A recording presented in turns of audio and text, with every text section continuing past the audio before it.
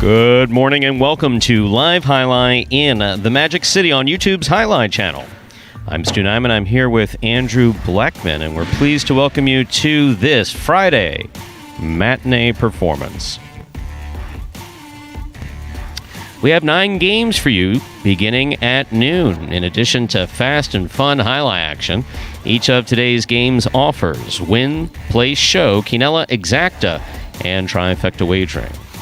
And if these parimutuel terms are new to you, we'll be sure to try to explain them as we go throughout today's performance. We also have a pick 3 wager in Game 4, the high-paying High 5 jackpot, which begins in Game 3 with its $2,000 guarantee, and the all-new Mighty Ocho jackpot, beginning in Game 1. If you're interested in trying your hand at wagering, online wagering is available at watchandwager.com, or if you're in Connecticut, mywinners.com. But placing bets is not necessary in order for you to enjoy all that we have in store for you today. We do not have any scratches in today's performance. A scratch occurs when someone who has been scheduled to play in the performance is out for a medical reason or an injury. So everybody that was scheduled to play that's in the program is playing. And if you have not done so already, you can find all of our programs, entries, results, statistics at MagicCityCasino.com under the Jai-Alai tab. And we recognize, ladies and gentlemen, that many of you are still sheltering in place. Some of you have begun to venture out like the rest of us, and one way or the other, we're all dealing with all different types of new normal and various stresses, and if nothing else, we're just glad to be able to bring you Jai-Alai as sports entertainment for the next 2.5 hours or so. Then we're going to do it again at 4 o'clock, so we have a full day of Jai-Alai in store for you today. We're very pleased to be able to do this for you. We thank you very much for joining us. And Andrew, how are you? It's one of those days I feel like sometimes we don't really get a chance to talk before we come in. I'm good. This is the first time we're speaking today, but an interesting morning. I mean, usually I sleep till the alarm, 10:15, get up, get on the road, and I come in. Today I was up a little bit earlier and tried to get my contacts in. One day a year I struggle getting them in. Contact fell in the sink. I go to get coffee at Starbucks, and because there was an issue with my contact, it burnt my eye, so I had to go with the glasses. My glasses are 5 years old, very loose on my face. I'm bringing back the coffee this morning, and it was seriously straight out of a cartoon where I dropped all the coffee. My glasses then proceeded to spill into the pile of coffee. My wallet falls in the pile of coffee. Fortunately, my white shoes here didn't get too dirty. So I was going to say it was a tough start to the morning. So I think, as the eternal optimist I am, I think we're in store for a really good day of Jai-Alai, as the law of averages would suggest. No, you're wrong. You're wrong. Tell me. Well, because in Jai-Alai, that's just an indication of how terrible things are going to go throughout the day. I mean, it started off bad. What you should have done is gone home and gotten back in bed and started just from give scratch. up. Yeah, that's just it. Redo it. Yes, no, it works. It works. Yeah, no, you're just tempting fate. Yeah. No, seriously, I'm young, my though. car is I think probably that's going to get stolen from the parking lot today, or I'm going to be hit by a bolt of lightning. I said it. I'm the eternal optimist. You are. I always. I am one of the most positive people ever. It's honestly absurd. Good luck trying to beat one person on optimism. Scott is by far and away the most optimistic person I have ever met. He really is. Yeah. And for that 100%. position, now, fortunately, in Jai-Alai, I held positions in management for almost 20 years and then stopped and came back into this in a non-management position for the most part. Sure. So Jai-Alai managers aren't the most optimistic people in the world. They're just not. I mean, the ones in parimutuel people, it's like... From the stories you've been saying, exactly, yeah. A little rough around the edges, Right. Customers coming in, they don't like when the planter's there, they want the planter there, and why wasn't the program out 3 minutes ago? It's 4 minutes, and that ruins the entire day. The hamburgers never cook properly. So, I mean, all those things, eventually you just kind of get rough around the edges, and Scott is just incredibly positive. Can't break him. It's great. It's an amazing thing. So with 4 minutes to go and lots of positivity, I believe that there's some type Too much positivity. We have a video which says something. This one, I don't watch them, so yes, we always got this spectacular 7 video that's going to explain the scoring format for the first 8 games of our performance. Here they are. Take a look. Spectacular 7 singles games are played with 8 players. Each player wears a different color jersey numbered 1 through 8 on the front. These numbers are traditionally referred to as post numbers. Post numbers are used to signify the order in which the athletes will play in a game. These numbers are also used for betting purposes. Don't be confused by the numbers on the back of our jerseys. Those are just for fun. Each game begins when the player in the post 1 red jersey serves to the player in the post 2 blue jersey. The served ball must land between the 4 and 7 lines marked on the court's side wall. If the ball lands between those lines, the serve is good and play continues until one of those 2 players wins that matchup. The player who loses the matchup exits the court and waits for his next turn at the end of the rotation. It's important to note that every game has 2 rounds. The first 7 matchups in a game make up round 1. Each matchup in round 1 is worth 1 point. Round 2 refers to all matchups that take place after the 7th and final matchup of round 1. The number of matchups in round 2 varies from game to game. And in round 2, each matchup is worth 2 points. The first player to earn 7 points wins the game. And that was an explanation of Spectacular 7 scoring, which again will be the feature format for the first 8 games of this performance. And so this is day 2 of the playing week here at Magic City. Update you on what happened yesterday. Cream rises to the top usually on those first days of the week. The better players tend to do well. Takes a couple of games for players to really get back into it, although that Thursday was maybe the best Thursday we've had in a while. So looking at the top of the standings this week, Douglas took home 3 games. Blonde Douglas. We've been talking about that. He went blonde during the week there, and it's working out for him. 4 of 4 games in the money, 100% in the money. And a solid week for him. Always brings it, and this week no different. 3 wins for Douglas. He's in the lead. And then a couple of guys with 2 wins. Ron, fully healthy, and a healthy Ron, night and day from what we've seen previously. Stu was moving a lot better, was throwing it with tremendous power, and even ran down a Dejada. It was one of those throws. I was talking to Carballo after the performance. He tried to get him with a Dejada, and with the knee, one of the things he's been struggling with movement, and Ron got there, showed a lot of quickness, and that was a really good sign that he may be, maybe not 100%, but really close to getting back to 100%. Also added 2 wins and 2 places to go along with that. So a nice day for Ron. And how about Cool Fitness? 2 wins for Cool Fitness. He ended the week with a foot injury last week, came back, piled on 2 wins yesterday. So good start to the week for him. And if you're playing that fantasy and you took Cool Fitness this week, very good. He already surpassed his output from last week. He had 7 total fantasy points last week. This week, he's got 12. So it's all about the differentiation there in fantasy. So if you got Cool Fitness, you are probably close to the top of that leaderboard. And that'll bring us to last call for all wagering. We're about to begin game number 1.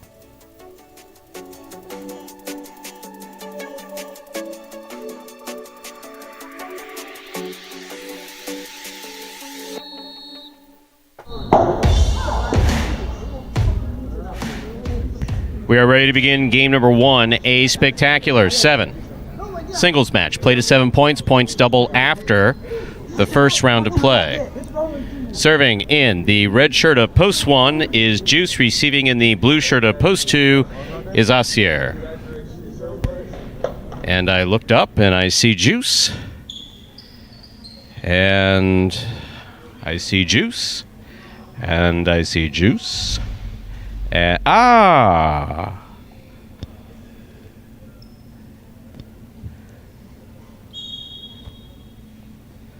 we're ready to begin.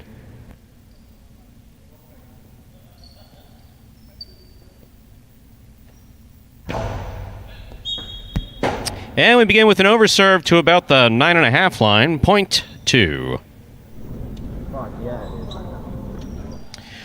Asier first up on the board in our first game. That'll bring to the court the white shirt of post 3. Here's Legend.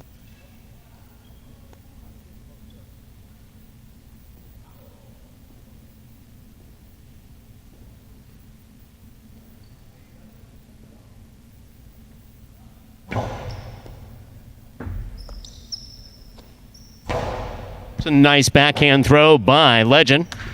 Forehander Bote, gone. Point 3.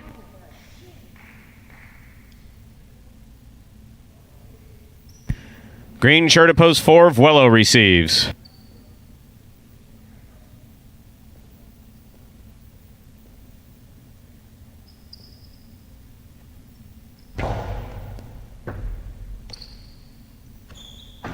Vuelo opens up with a strong backhand. Legend to the inside. Vuelo's there. Just missed it. Point 3.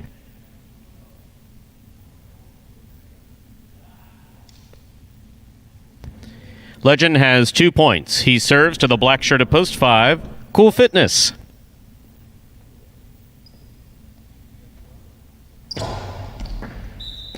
That's an underserve. The ball must land between the 4 and 7 line. That fell short of the 4. This point goes to post 5. And our next matchup, Cool Fitness serves to Lamonte in the yellow of post 6.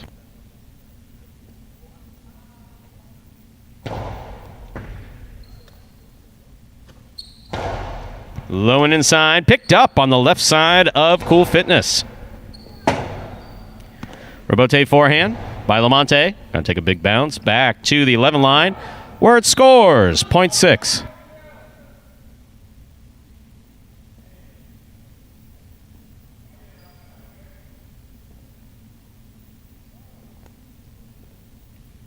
Here's post 7, Diaz.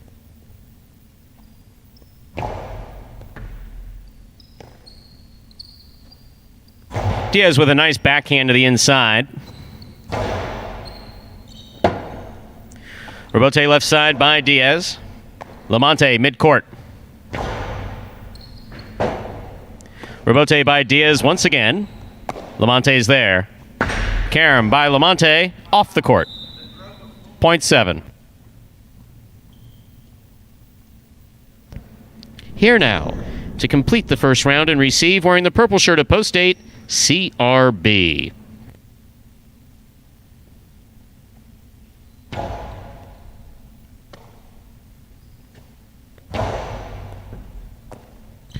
There's a good backhand by Diaz. Nice Rebote save. Diaz did not give up on that ball, kept it in play. Good catch by Diaz. Beautiful backhand, passes all the way to the 12 line. Diaz again. CRB, Rebote. Diaz, left side. Ball missed, point 7. That completes the first round of play, and all matchups are now worth 2 points. First to return, post 1, Juice.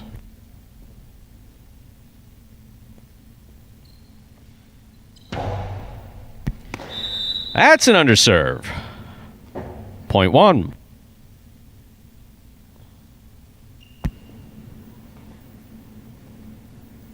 Juice has 2 points. He serves again to Asier in the blue of post 2.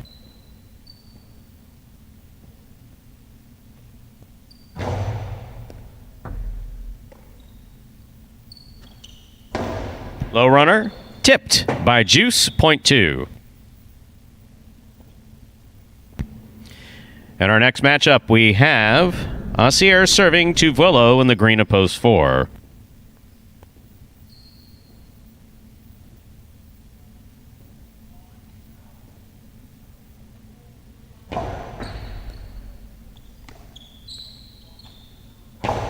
Hard throw by Vuelo, scores, point 4.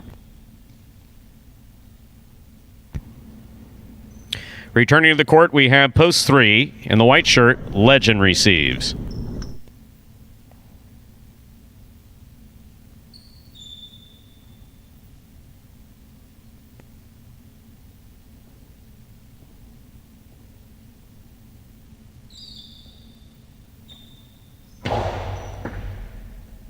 Catch by Legend. He goes deep. Rebote forehand. Escapes to the outer screen. Point 3. Legend has 4 points, receiving post 5. Cool Fitness.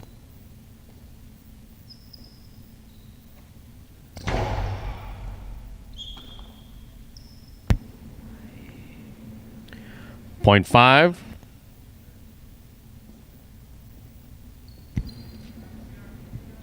Here's post 6, Lamonte.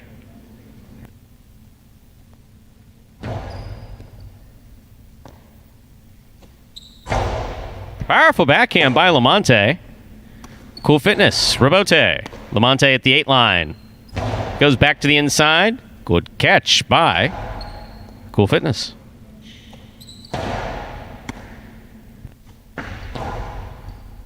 Lamonte on the forehand. Karam.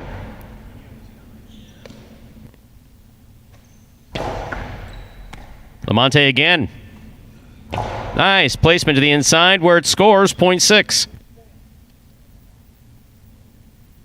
Lamonte has 3 points. He serves 2. The purple shirt at post 8, CRB.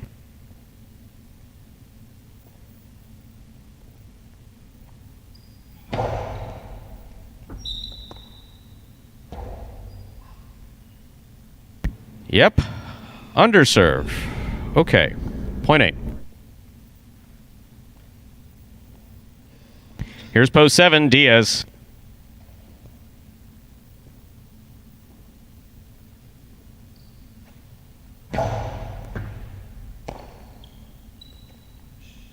That's a beautiful throw by Diaz to the inside. Scoop by Diaz. CRB sets up for the rebote on the forehand. Just above the pad, it lands in and scores, 0.8. CRB has 4 points. Here's post 1, Juice.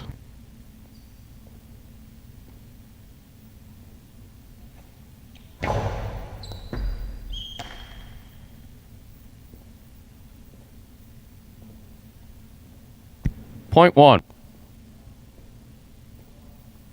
One on the board with 4 points. Here's post 2, Aussier.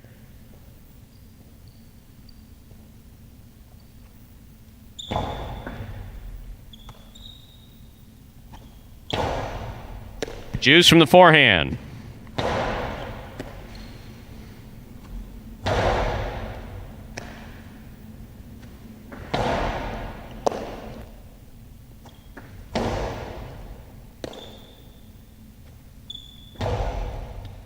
Aussier backhand. Scoop miss, 0.2. Possible game point, post 2, Aussier. Trying to stop him, post 4, Vuelo.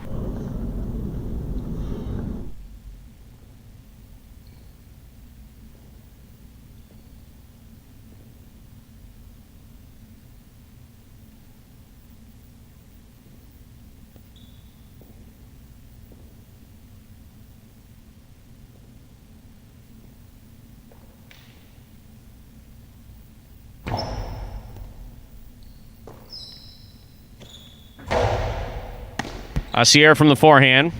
Vuelo tipped the ball at the 10 line, 0.2. Point in game, Aussier. 3-8 and 1 will play off for second and third place. 3 first serves to 8.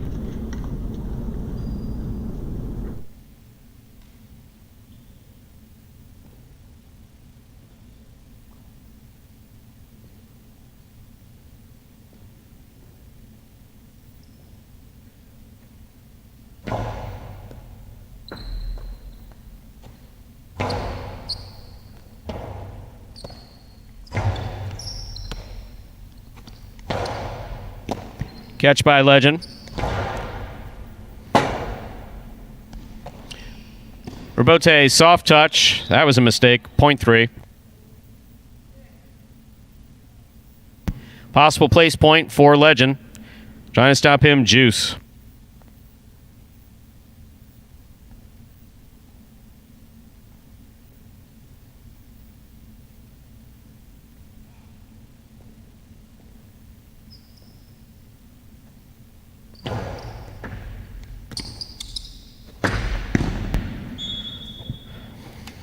Point and place to post 3. 8 will serve to 1. This is show point.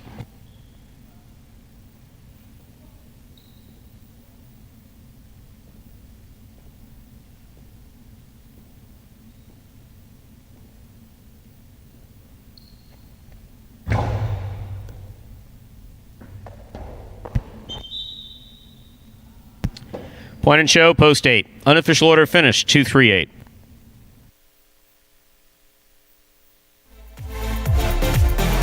Okie dokie, that's the type of game that we like to get behind us and move on and see if we can do better.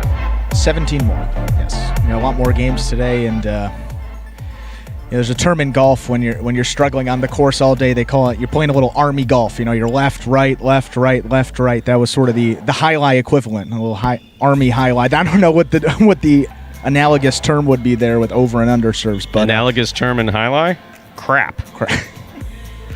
Translates in every language. Yeah. Crap. Just crap. Now, that's not being derogatory to the players or their effort. That's not.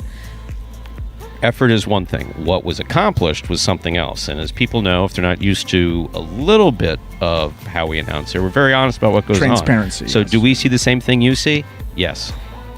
Why is it that you should never underserve in singles? Very simple reason. There's absolutely no reason to. The guy's standing at the back of the court.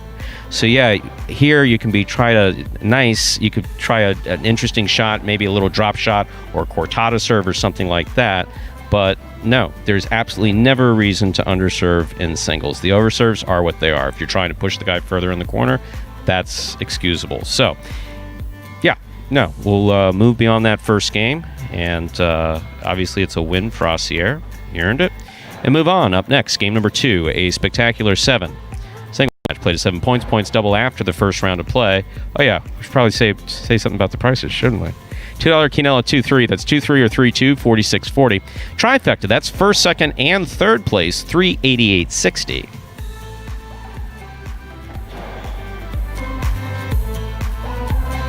Post time for game 2, just 7 minutes away.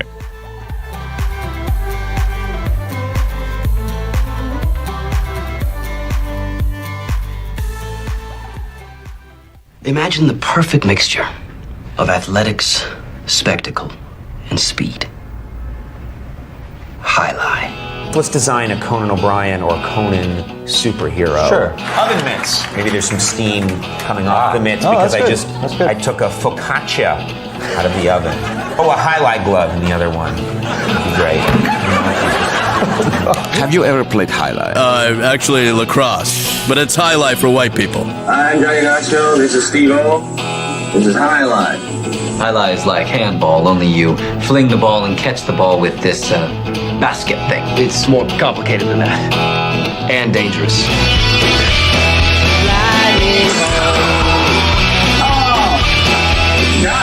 It's got the same fingerprint as baseball, only better. A special stadium called a fronton.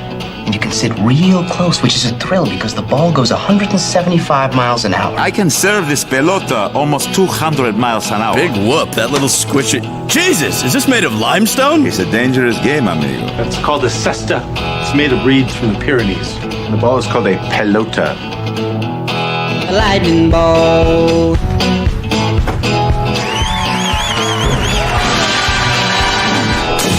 Oh, good God.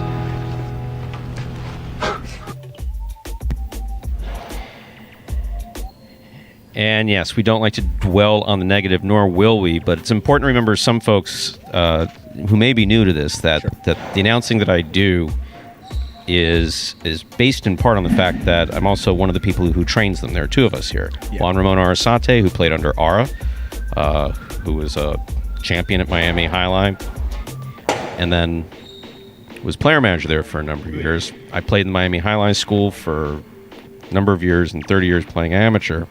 Not really competitively, though, but a student of the game, absolutely no question about that.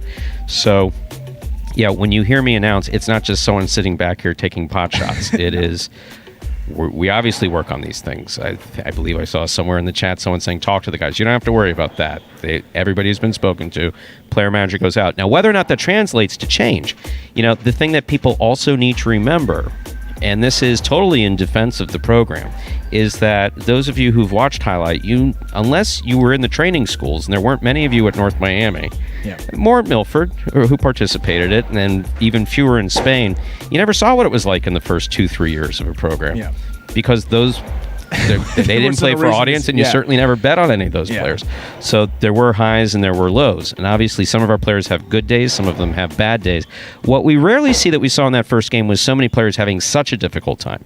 Yeah. We have... Obviously, underserves and overserves were a huge problem our first year. Yeah, the year one, just check Magic City Hustle. That was abysmal. And so But that was the first year. Last year they got much better. Now we have gone through programs, and I used to keep a tick mark.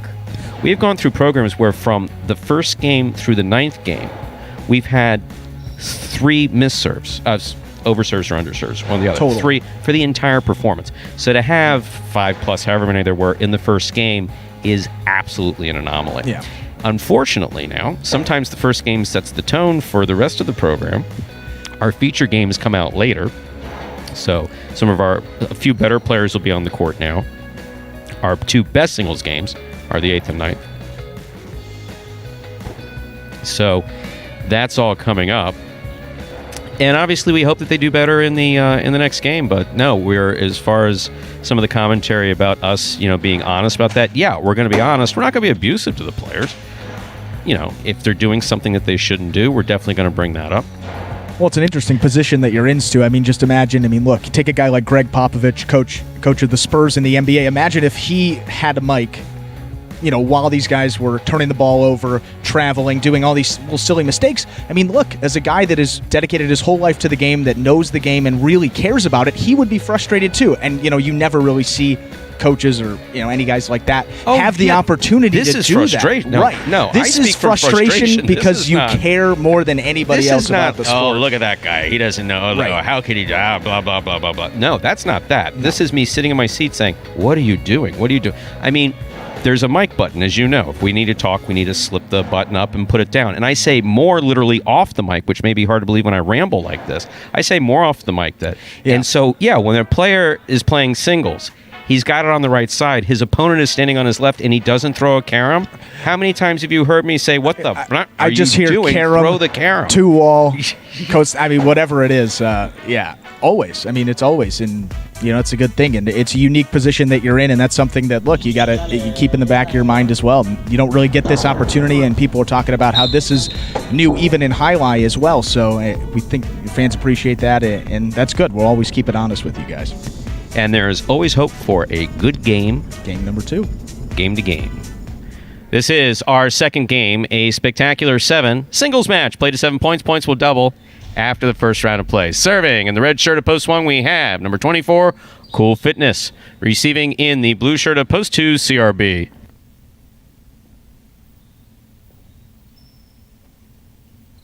There's the serve. We begin. Cool Fitness sets up for the rebote from the left side. Midcourt. CRB is there. Low and hard. Good catch by Cool Fitness. Rebote forehand by CRB. That took a funny bounce off the side wall. Cool Fitness was there. That's a nice save by CRB. Cool Fitness steps in at the 7 line. Low and hard. Gonna score. A well-played first point by Cool Fitness and CRB. Point 1.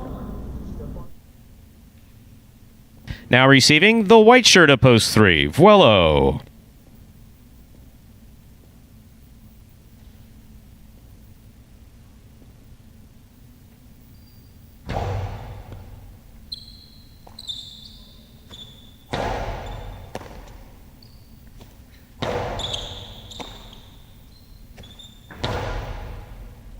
Rebote comes out.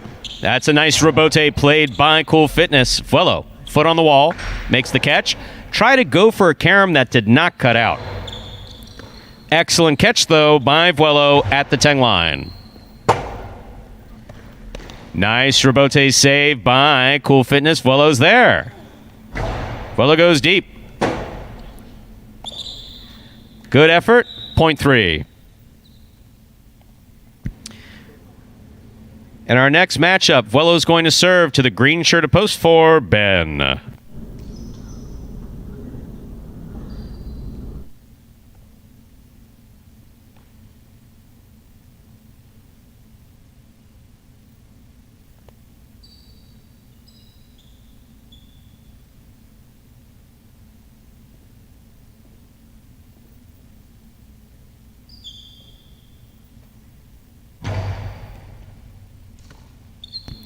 Ben from the forehand at the 9 line. Ball tipped by Vuelo at the 11 line, point 4. Now receiving the black shirt at post 5, here's El Barba.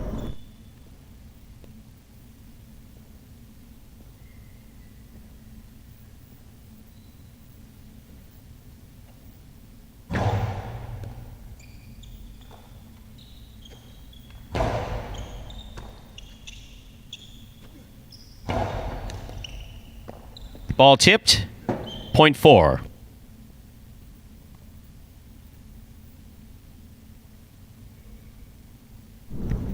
Here's post 6, Tennessee receiving.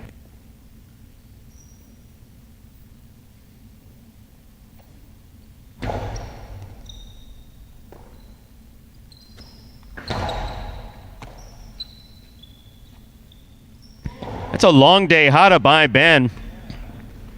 Still bounced back to the 4 line. Tennessee got a late start, but it does score. Point 4.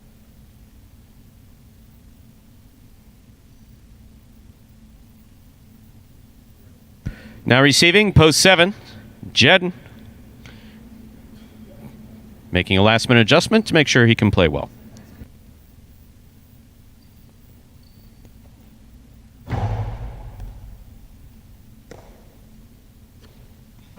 Beautiful backhand throw by Jedden. Rebote by Ben. Jedden's there. Karams the shot, and it scores. Well played by Jedden, point 7.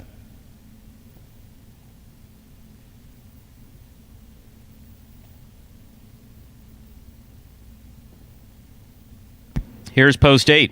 To complete the first round of play, Legend.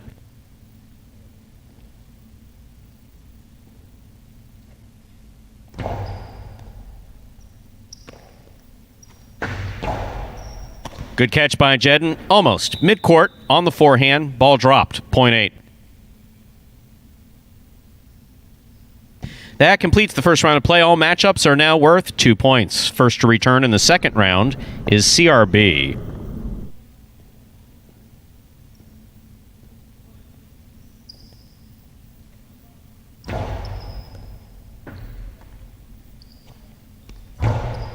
That cleared the overhead screen. Rebote coming out. Rebote by Legend to the outside. CRB is there.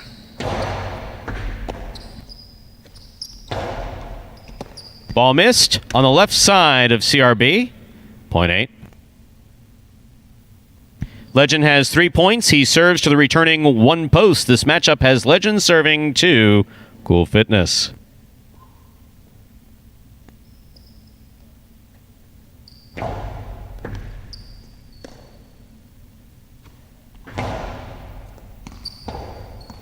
Rebote forehand.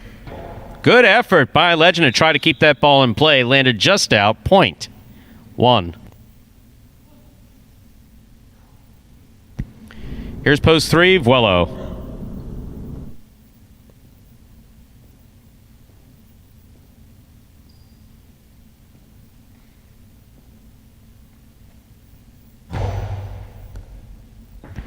Over serve. Once again, ball must land between the 4 and 7 line. This point goes to the 3. This matchup has Vuelo serving to El Barba.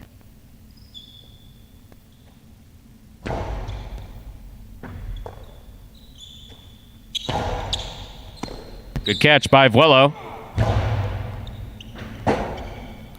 El Barba, rebote to the outside. Vuelo hustles to get there. Just missed it on the forehand. Point 5. El Barba's on the board with 2 points. Here's post 6, Tennessee.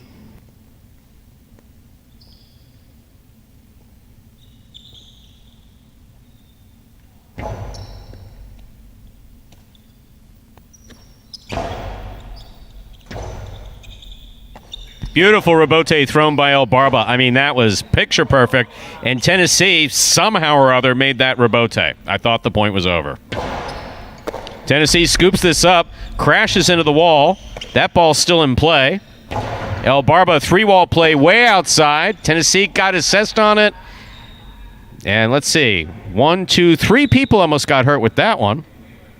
Yes, don't stand so close to the screen. A highlight player may come through. Robin okay? Robin says he's okay. Here's post 4, Ben.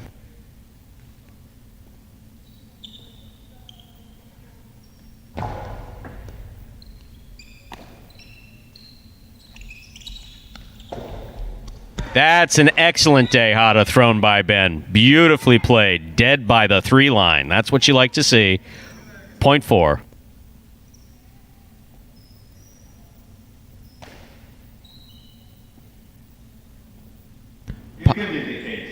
Possible game point for post 4. Ben.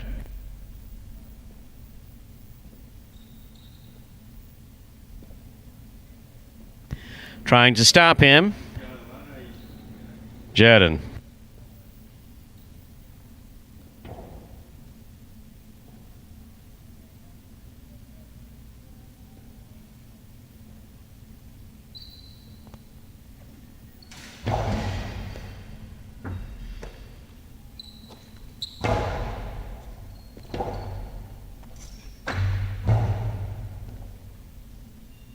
Jed makes the catch. Good catch by Ben. Got away from him. Hit low. 0.7. Play continues. 7 on the board with 3 points. Here's post 2, CRB.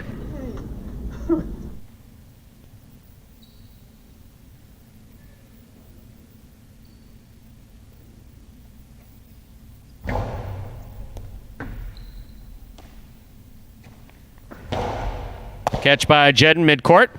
Strong backhand.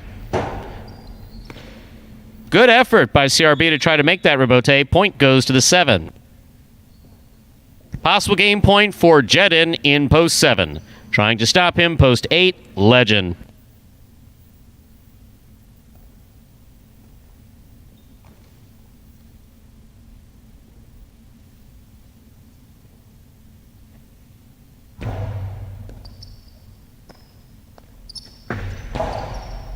Catch by Jedin. Hard throw. Rebote coming out. Legends got the rebote. Missed it. Point and game. Pink shirt up. Post 7. Legend. Jedin. 4 places, 5 shows. Unofficial order. Finish. 745. That's a complicated number. Your prices will be up in a moment.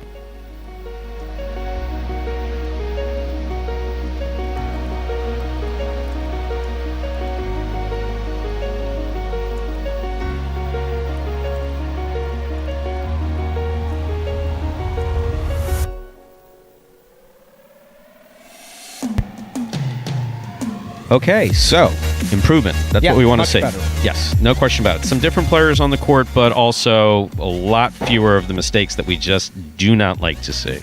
So overall, much better. 745 is the official order of finish for Game 2. We'll have your prices up in just a moment. Ben's still dealing with some cesta issues there. Adjusting to a new cesta, it's a little bit faster. Folks who are familiar with speed of the cesta. Cestas that have less hook tend to be faster, less of that banana shape, also less of a pocket. And by pocket is the depth of the gusset up near the tip. So when cestas are new, they sometimes are a little bit, well, either faster or slower, take a little bit of time to get used to. That's why Ben's backhand's dropping low. He'll get used to that. Yeah, it's kind of like a baseball glove sometimes. You need a couple of days, couple of games to break it in, to really feel comfortable with it, for sure. Game 2, Quinella. That's first and second in any order. That's 4-7 or 7-4. $30.40. Trifecta 745 $346.40. That brings us to Game 3, a spectacular 7 doubles match. Play to 7 points. Points double after the first round of play. Game 3 begins today's High Five jackpot. High Five was hit in yesterday's matinee. Over $6,000 went. Reset at $2,000. So there's a $2,000 minimum if you're the only ticket to hit that High Five. High Five involves picking the winners of games 3, 4, 5, 6, and 7. It's our the first of 3 doubles games in today's performance, part of the Doubles Championship Series here at Magic City Jai-Alai. Post time for Game 3, 6 minutes away. And Stu, before we get into that doubles game, we got another video for you. This one going to explain how to win and lose those matchups. Here it is. The main rule of Jai-Alai is simple. Players must catch and return the ball in one fluid motion. Sounds easy enough, right? So how do you win? You can win a matchup simply if your opponent overserves, underserves, or serves the ball out of bounds. On the flip side, your opponent wins the matchup if the serve is so good that you fail to catch and return the ball to the front wall. If your opponent fails to catch the ball before it bounces twice on the ground, or if your opponent's cesta makes contact with the ball but doesn't catch it, then, in both of those cases, you win the matchup. You can also win a matchup if the ball bounces around in your opponent's cesta during an attempted catch. This is called juggling, and it's illegal in Jai-Alai. Another way to win a matchup is if your opponent throws the ball and it lands out of bounds on its return from the wall. The overall game strategy for a Jai-Alai player is to make it difficult for an opponent to reach the ball in time or to execute a rebuttal play.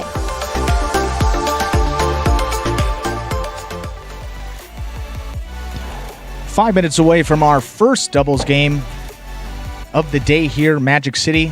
As Stu said, all part of the Championship Doubles Series here. We have 3 doubles tournaments throughout the duration of the season. This first one, we're 7 weeks down. We got this week to go, and then next week we'll close it out for you. So just under 2 weeks left in that one. And did a little math yesterday trying to calculate a magic number for that team in first place. So if you're familiar maybe more with baseball, a magic number, think of it as essentially the best way to explain it is the team of Douglas and Lamonti have a magic number of 22 left. So what that means is each game they win, that magic number goes down by 1. In each game, the team in second place does not win.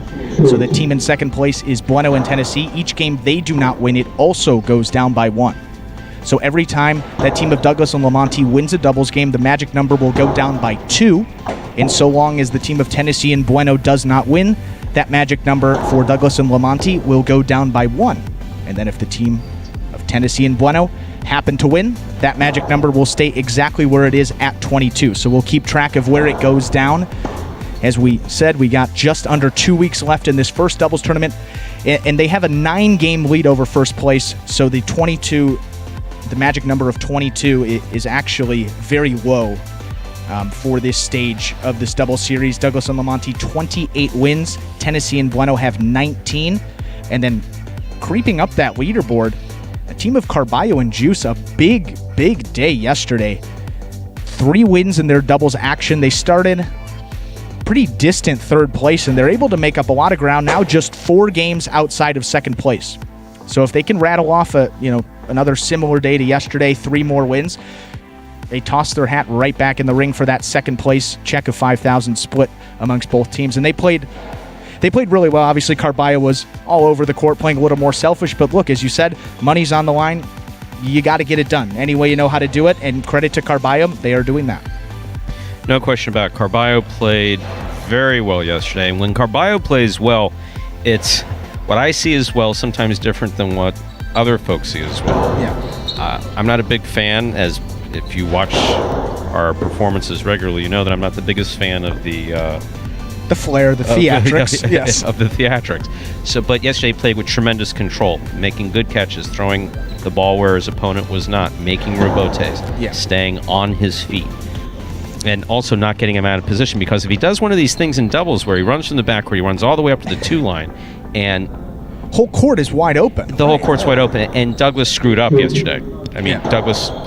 There was bad. Yeah, I mean, Douglas basically. If you know what we're, right. So that was just a fairly big mistake, and that's the thing about Douglas. Matt knew that he screwed up. I mean, he did. And there's absolutely nothing wrong. I mean, if people were playing perfect Jai-Alai, it would be a miracle, because I don't know that I've ever seen perfect Jai-Alai. I've seen really good Jai-Alai. Yeah. And I've actually seen some really good Jai-Alai here. No question about it. But this program is young and growing. And getting better for the most part. Yeah.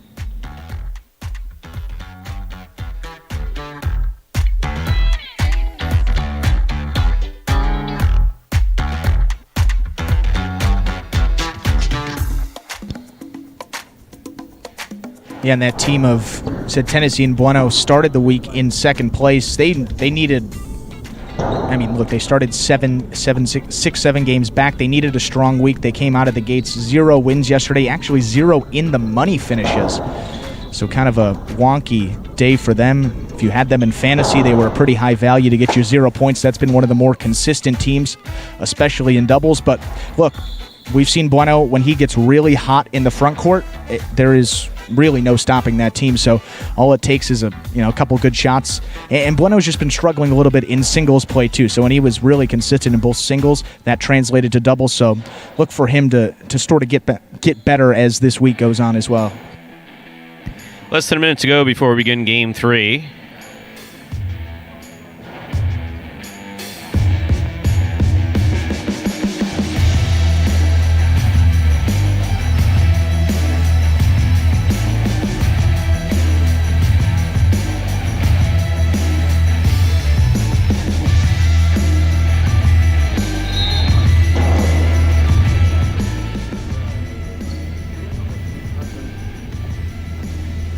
We're ready to begin Game 3, a spectacular 7 doubles match. Played to 7 points, points double after the first round of play. Serving in the red shirts, opposed swung, we have Bueno and Tennessee. Receiving the blue, opposed to Lamonte and Douglas.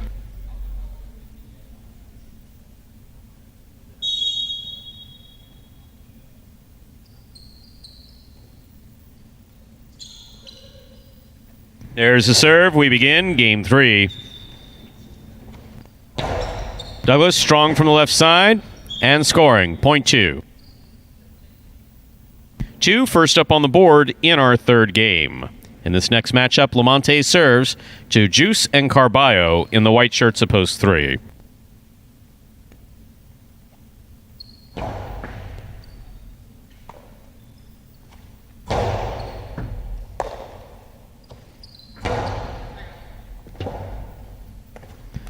Robote lands off the court.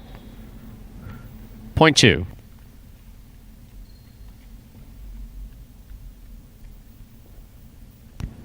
In this matchup, Lamonte serves to the green shirts, opposed 4. We have El Barba and Ben. El Barba picks the serve. What a scoop by Lamonte!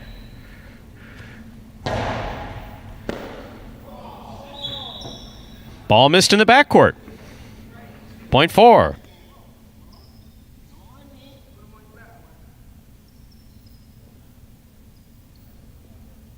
El Barba now serves to the black shirts, opposed 5. Cool Fitness and Jedin.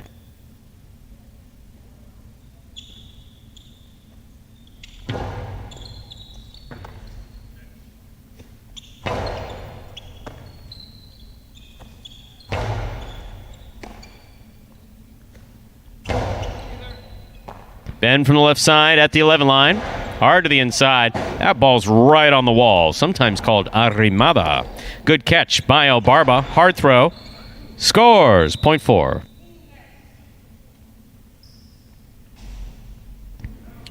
Four with 2 points. El Barba will now serve to the yellow shirts, opposed 6. Asier and Kubala.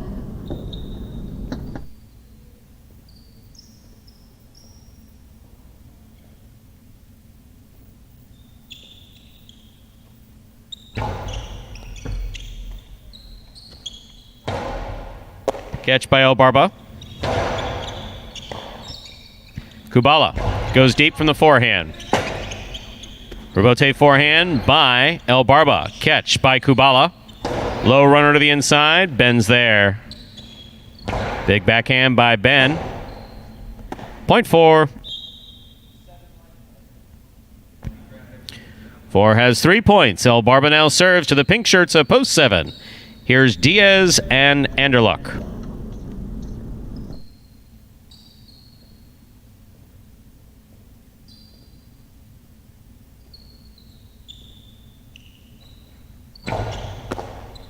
Diaz picks the serve, throws the 2-wall to score. Point 7.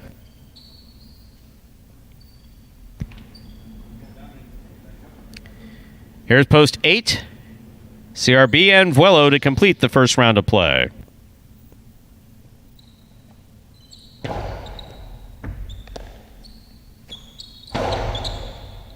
Anderluck from the left side. He goes deep. Excellent catch by Vuelo. Here's Anderluck. Picava. Brought down at the 12 line by Vuelo. Another low and hard one. Good catch by Anderluck.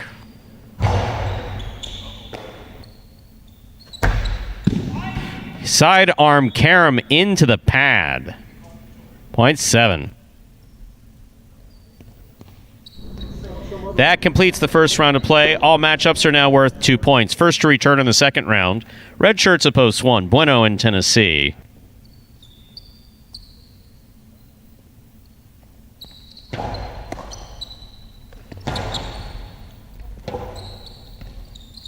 Point 1.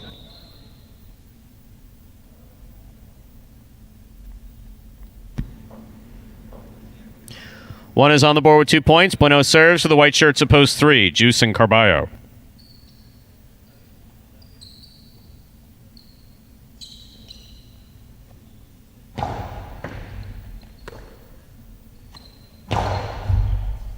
Too hard, too high, out of play. That reverse hit the overhead screen. Point 1.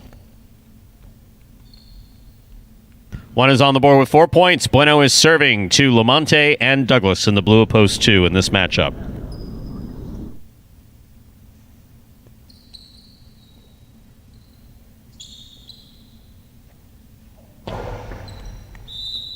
Under serve. Point 2. 2 with 4 points. Receiving black shirts of post 5. Jedin and Cool Fitness.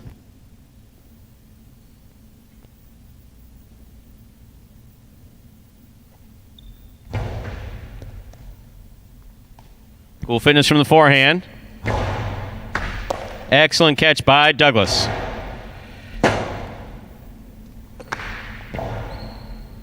Lamonte from the front court. Gets it by Jedin. Cool Fitness with a good catch at the 13 line. Robote.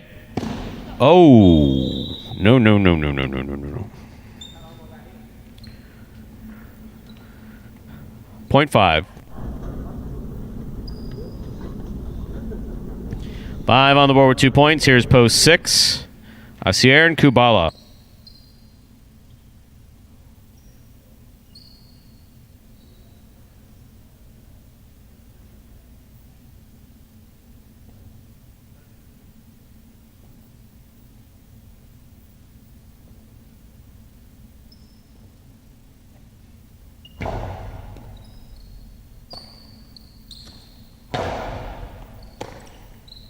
Cool Fitness. Beautiful backhand to the inside. Ball tipped by Jedin at the 7 line. Point 6.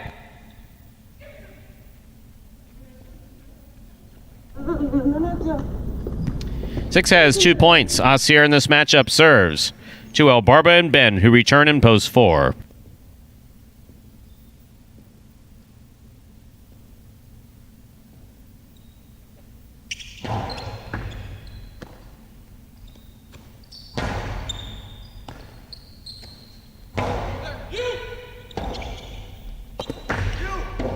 Forehand, Karam Rabote is going to score for El Barba, point 4. Possible game point, green shirts at post 4, El Barba and Ben. Trying to stop them, CRB and Vuelo.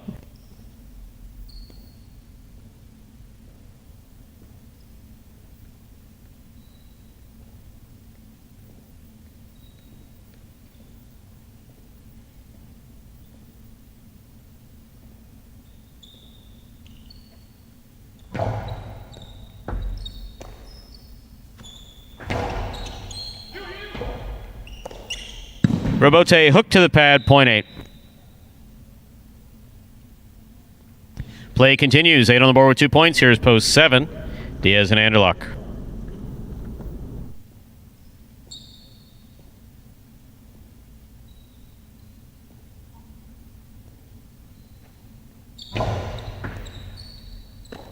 Anderluck from the forehand. Big bounce. Great catch by Vuelo behind the 13 line. Vuelo from the 12 line. Excellent catch by Anderluck.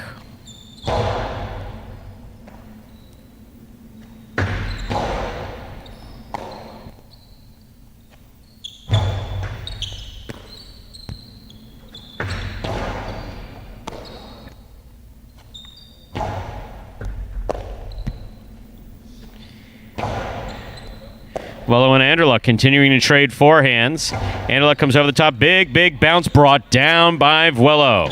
Picada stopped on the forehand of Vuelo. Here's another Picada. Scoop missed. He goes for the rebote. Excellent catch by Diaz. Good catch by Vuelo. Anderluck from the 11 line. Hard throw. Great catch by Vuelo. Anderluck's there. Scoop attempt missed. Rebote, he made it. And that's going to score. Talk about hanging in there, making one more catch than your opponent. Excellent play by Vuelo, point 8.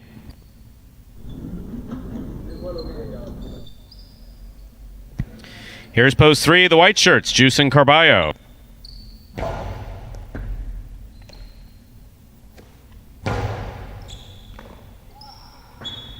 Point 3.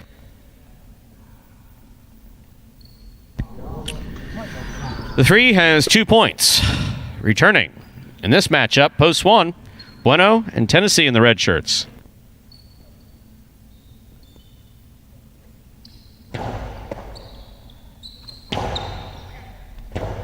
Carballo's at the 4, the 3.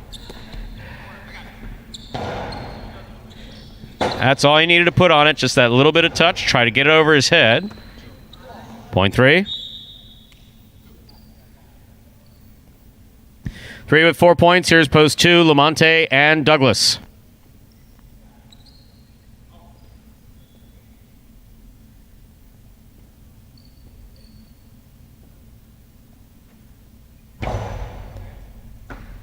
Douglas from the left side. Powerful backhand. Rebote thrown beautifully by Carballo. Douglas is there. Hard throw. Carballo on the forehand. Karam does not open up. Douglas has it. Cortada. Carballo made a spectacular catch by Carballo. That was a beautiful catch. Ball took a funny bounce. He adjusted, brought it in. Possible game point for the white shirt at post 3. White shirts at post 3. Juice and Carballo trying to stop them are Jedin and Cool Fitness.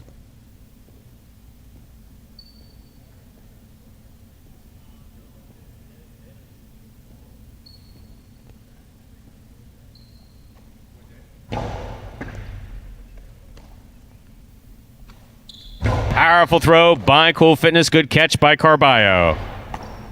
Ball missed midcourt, point, and game 2. The white shirts at post 3. Juice and Carballo. 4 places, 8, 1, and 2 will play off for third place. 8 serves to 1.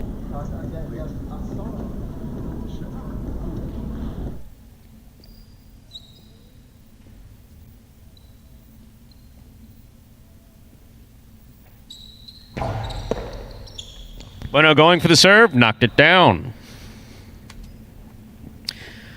Possible show point for the 8, trying to stop them, Lamonte and Douglas.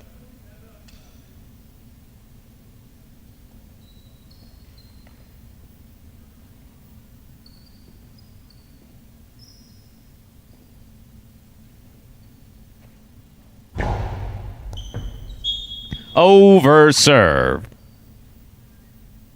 Point 2, we'll spin him around now. Lamonte serves in this final matchup of the game. Playoff for third place. He's serving to CRB and Vuelo.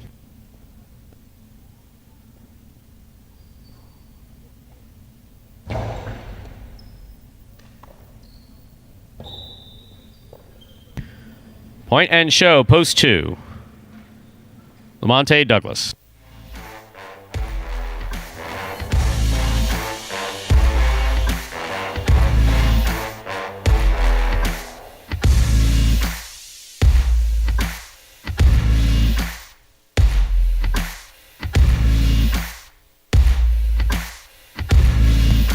Results are official. Coming in first, post 3, Juice and Carballo. Taking second, post 4, El Barba and Ben. Coming in third, post 2, Lamonte and Douglas.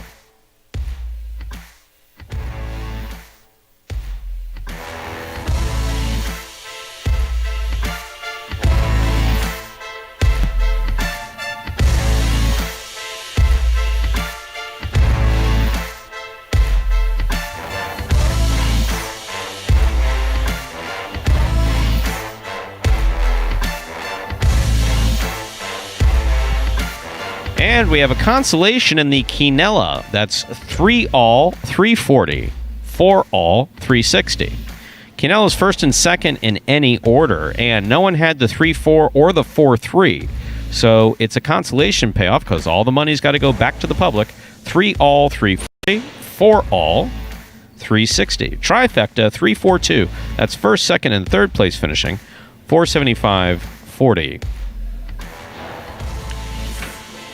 Respectable win price. 3 to win, returning $18. So $2 on 3 to win, returning $18.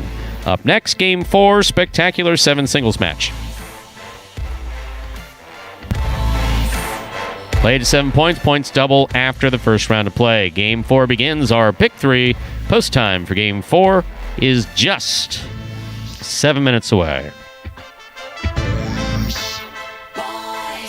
So let's update those double standings after game number 3. How about this? The team of Carballo and Juice have now won 4 of the 7 doubles games played this week. Talk about winning when they need to. When someone had to make a comeback to make it interesting for first or second place, it was that team of Carballo and Juice. No surprise. I mean, Carballo in the first doubles tournament last year went on a nice run with Fred. They took first place, and he just always seems to be hanging around in doubles. Seems to be a really good partner. Tries very hard, and that's just a formula for him. The guys like playing with him. He's played with both Fred and Juice, and look, he's all over the court. They're getting wins, and that's just the name of the game, catching one more than your opponent. So good to him, and they now have, I think that's 15. No, I think that's actually 16 wins for them. They are now just 3 behind Tennessee and Bueno for second place, and we only pay out those top 2 spots for doubles. So that second place spot getting awfully close now. 19 to 16, 3 games separate second and third place. And also got a question coming from the live chat today is asking about practicing and practice schedule for the players and all that. So you mentioned you're one of the coaches here. How does the practice schedule work? Are there certain days where guys have to come in? Is there a structure of, things that they're working on, or how does all that really go? We employ structure in the off season. So the way we look at it is we play through. We started 2 months earlier this year, of course, with the Edgewater license. So we play through November. We basically take the month of December off. The first year, there were optional practices open on 3 days in December. And this last December, we had no practice. We basically wanted them just to play was a lot harder last year, rest your bodies up for a month. A month paid, but so it's a month off with pay. And then we began practicing again in January. And the way we do it is we put 4 players of a similar skill level together in an hour and 30-minute practice. Okay. And we have about 10-15 minutes in between.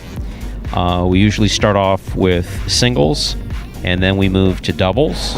And for the most part, at this stage, going to year 3, we kind of leave it up to the players.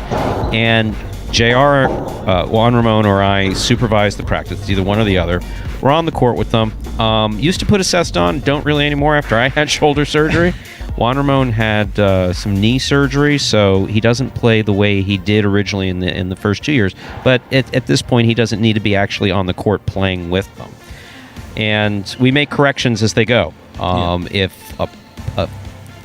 going into the third year with some of these guys, or second year for some of these guys, making posture adjustments a little bit complicated.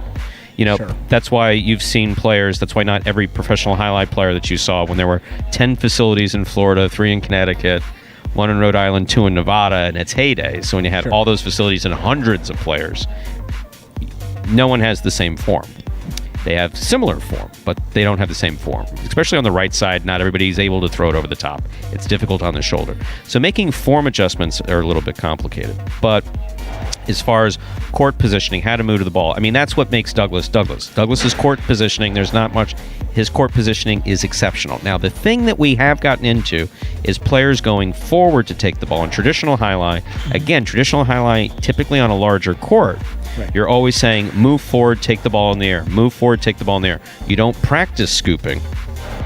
If you're moving forward to take the ball in the air and you don't get to it, then you scoop as a last resort. Or bote corrido, which we don't talk, which is a running bounce on the forehand usually. So you make those, but you do that while you're trying to take the ball in the air. So those things are taught. JR will do drills. He'll do rebote drills. He'll do 2-all drills. He'll do carom drills. I'm not a big believer in drills. I'll ask them just to do it in the process of playing. Right. And so that's how it works. Now, once we start playing, so once the season begins, the guys this is how they make their money. So yeah, they are paid year-round. They have a weekly salary that is year-round. That's the same year-round. And benefits in addition to that. But, when they're playing for 100, 300, you guys do the math. If you see how many games someone's with, it's a few $1,000. Right. So we don't have organized practices. The guys can practice when they want. If someone's having a particular difficult time, JR or I will take them out afterwards, sometimes in between, sometimes before the performance, and work on something in particular. Yeah, we've seen that a lot of times where guys will come and ask and say, hey, struggling with the serve, struggling with this and that, and you see you guys on the court right after the performance. I mean, the cameras go off then, but yeah, of course. Exactly. But that's the way, and that gets back to the training in the Miami Highline School that I participated in, and actually from 83 to 89. So those are the years that I was, 88 really.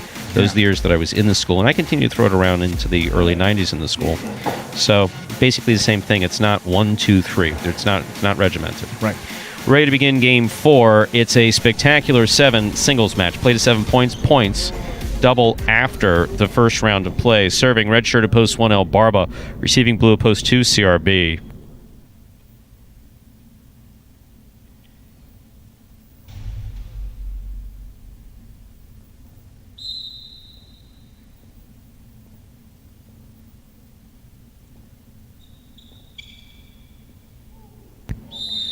That's a miss serve, point 2.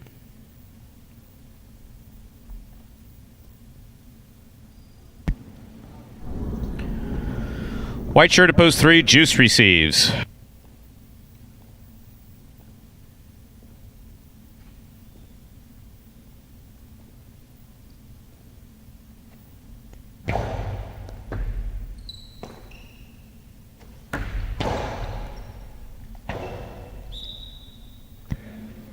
Point 3.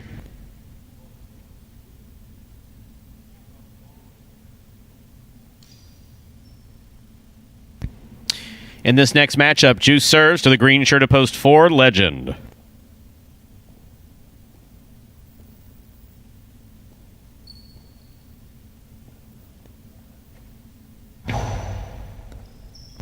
That's an overserve. Ball's got to land between the 4 and 7 line. Point goes to the 4. Legend now serves to the black shirt at post 5. Here's Diaz.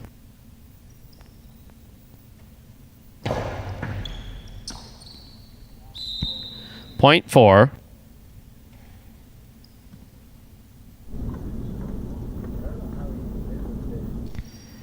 In our next matchup, Legend serves to the yellow shirt at post 6. Here's number 24, Cool Fitness.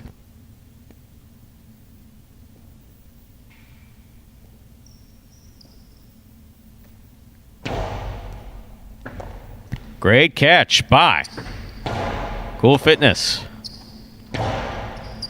Legend to the 8 line will score. Point 4.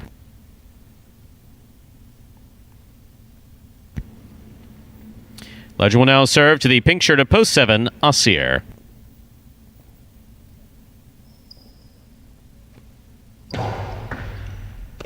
Catch by Asier. Low and hard backhand caught in the air by Cool Fit by Legend, and the forehand out of play, off the court. Point 7.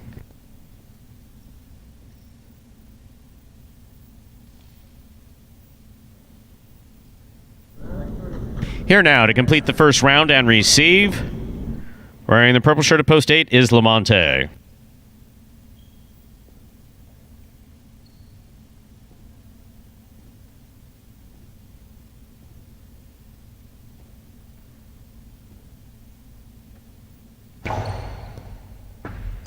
Lamonte from the left side. Nice backhand right along the wall, out to the rebote. Catch by Lamonte. Another nice backhand. Rebote all the way to the 7 line. Scores .8.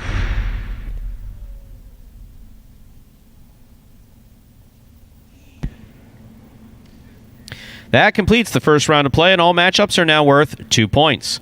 First to return in the second round is Post 1, El Barba.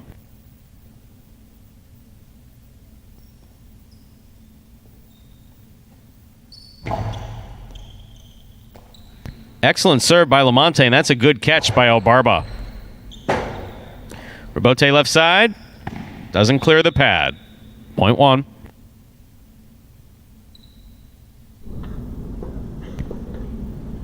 Here's Post 2, CRB in the blue shirt.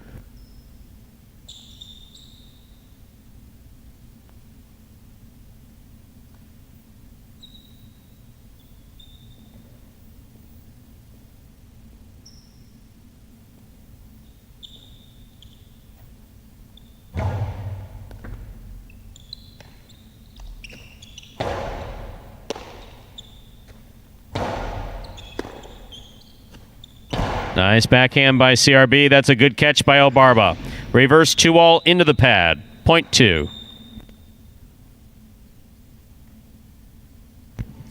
CRB's on the board with 3 points, serving to the 3 post in the white shirt is Juice.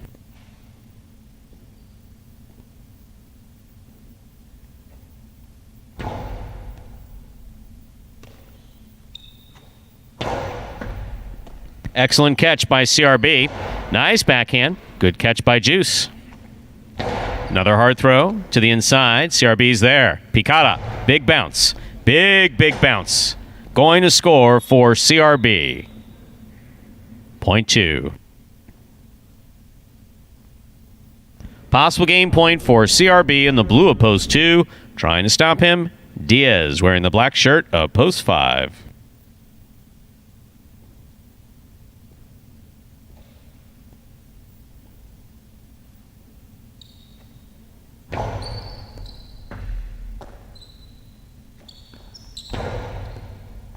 Catch by CRB. Again, Picada to the inside. Rebote left side by Diaz. That's a beautiful rebote and an even better catch by CRB. Diaz is there for the catch on the forehand. Nice rebote by CRB. Diaz has it. Winds up. To the inside he goes. Where it scores. .5.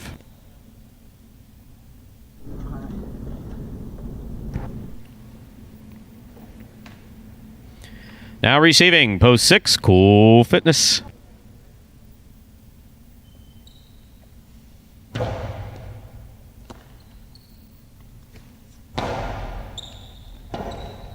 Rebote left side by Diaz. Here's Cool Fitness at the 11 line. Karam does not open up. Diaz to the outside, deep in the backcourt. Returns it from the forehand. Gonna get a big bounce. That scores. .5. 5 with 4 points. Here's Post 4. Legend returns.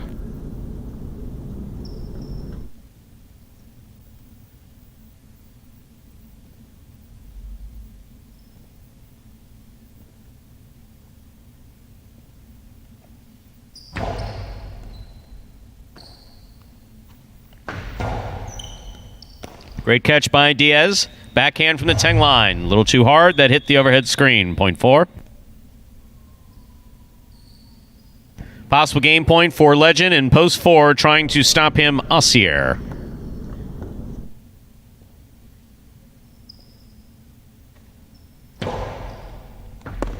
Great catch by Ossier of a good serve by Legend. Point in game, Post 4, Legend. No playoff here. 2 places, 5 shows. Unofficial order finish 4-2-5.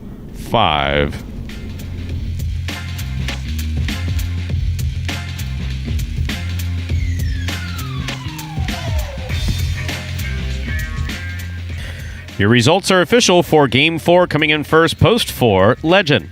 Taking second, Post 2, CRB. Coming in third, post 5, Diaz.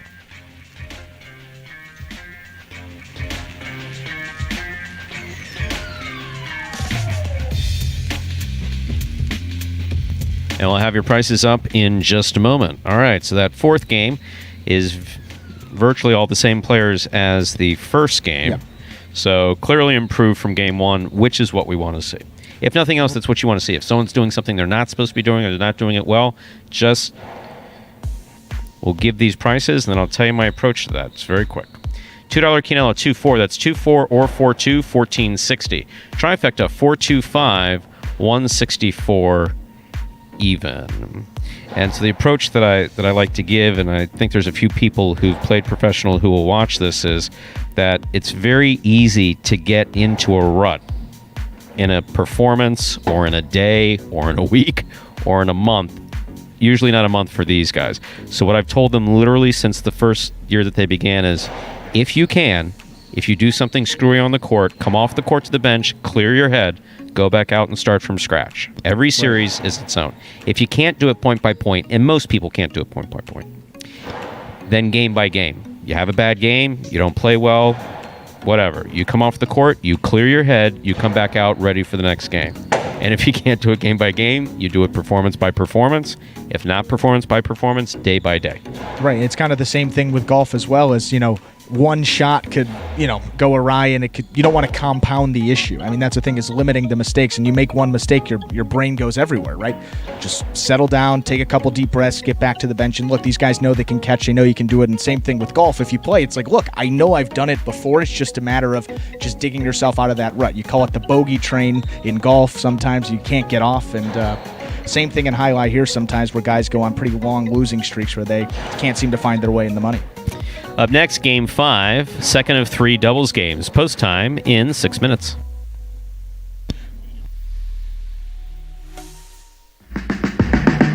Remind me of Hustle City, man. Everybody got more than one gig. I sell ice cream, rather sell a CD. I have a security company, a beauty salon. I've been doing music for a very long time. I'm not your neighborhood Uber driver. I do luxury. And then I have another job. I play highlights. We're looking to transition from dog racing to highlight. I went to the university and said, listen, I have this crazy idea. Do you think we could send something out to all the ex-athletes for the last 20 years and say, we're looking to hire and train highlight players? They paying us, man, and we can win big money. Let me see what this is all about. That's what you gotta do. Get some money. The players taking the court are all athletes you may recognize. Baseball, football, track and field. If you're going to come into this sport, you got to be dedicated. You're going to be a piece of cake. We knew going in, they're not going to be great the first day. We'll be like the Jamaicans with the bobsled team. Game time now, man. This is going to be the first time that my kids will be able to sit in the audience and root for their father. Who wants it more? This is a sacrifice I think is going to pay off in the end. This is a dream for me. I got to win. Can't get drama better than this. Highlight became the new hustle. Let's get ready to play.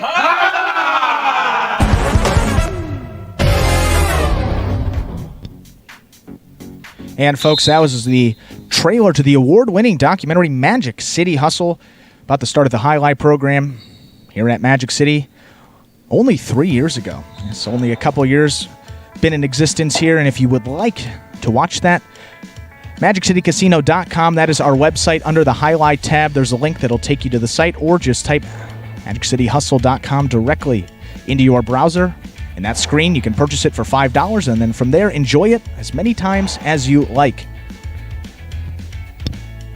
And we saw some chatter about the dollar menu. Yes, the dollar menu no longer in fantasy.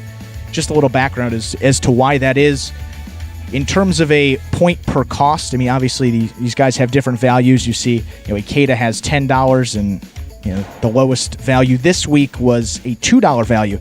And the issue with the guys that had a $1 value is look, you want to keep the point per cost relatively similar for all those guys. So last week, you look at a guy like Asier, right? The winning team had Asier and Juice, two $1 players on their team, and they were able to stack it with I think Tennessee was on the team and someone else that was a particularly high value.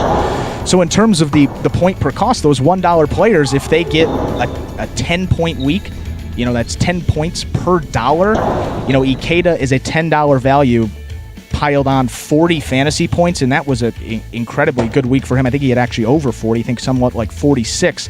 And his cost per dollar was he was getting about 4.5 points per dollar. So you can't have that type of disparity with a $1 player and a $10 player. So we had to keep all those numbers similar. We figured that out, working out the kinks with that fantasy. So all that will be set throughout the rest of the year. There's going to be no more dollar menu. It is the value menu. Those guys under $3, we're going to call that the value menu from here on out.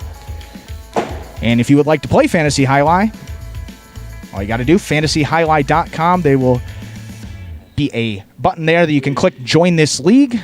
Graphic is up there on your screen right now as you see fantasyjai-alai.com.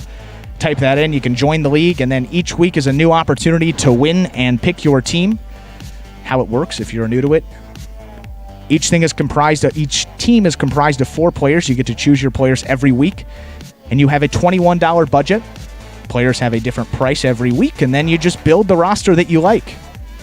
And those prices, as you said, update every week. The stats update every week, so you want to make sure to wait until at least Monday to get those picks in for the next week, because we got to update all that stuff manually. And then we have prizes to the winner each week for the month of June. Giving away those Magic City Jai-Alai hats, and next week is one of our first big prizes. We are giving away a signed Magic City Jai-Alai hat from the winning doubles team of this first doubles tournament. So that will be coming up for next week's winner, and the winner of this week, week number 8, will get that Fantasy Jai-Alai hat, not signed by anyone. So if you want to win a week, I think next week is the first big. Well, all these prizes are big, and it's important to win one week because we're doing it by total weeks won. It's not total points scored, so we have an overall prize.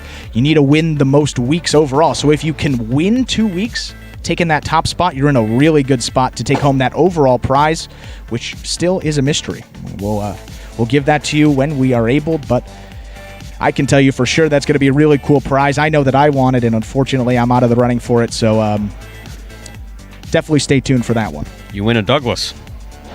Hey. You get to take Douglas home. Blonde or dark hair? Your choice. Your choice.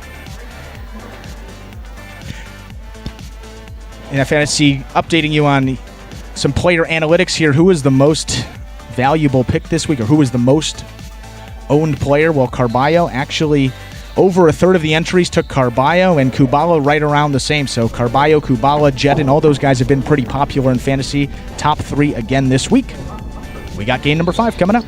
We're ready to begin game 5, a spectacular 7 doubles match, part of the Doubles Championship Series here at Magic City Jai-Alai.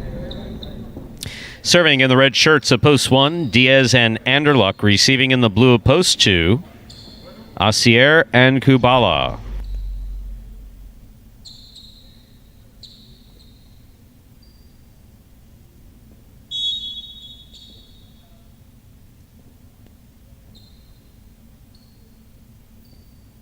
Diaz serves. We begin game 5. Good pickup by Anderluck on the left side.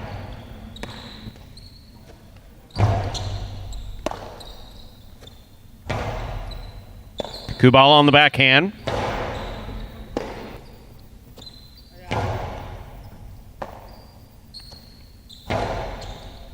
Anderluck from the left side at the 9 line.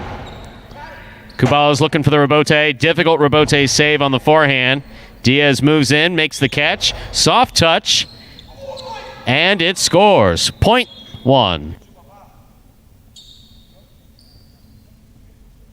1 first up on the board in our 5th game.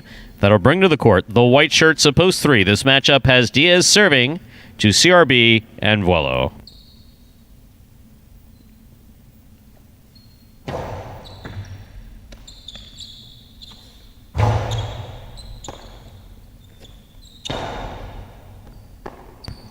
Point 1.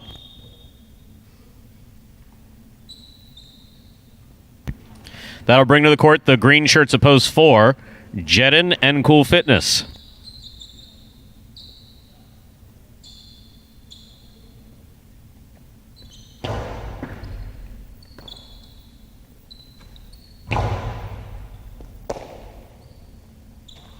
It's a strong forehand by Anderluck. That's tipped by Jedden at the 6th line.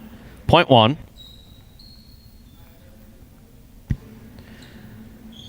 In this next matchup, Diaz serves to the black shirts at post 5, Juice and Carballo.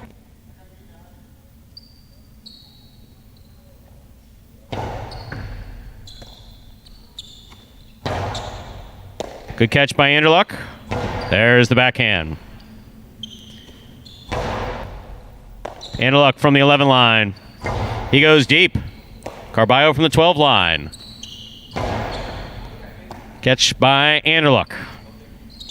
Picata, big bounce.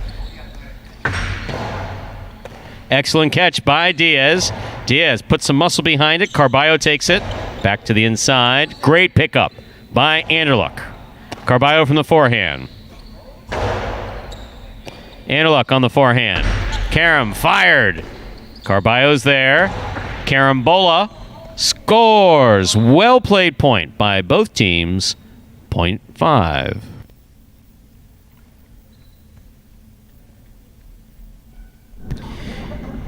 Here's post 6.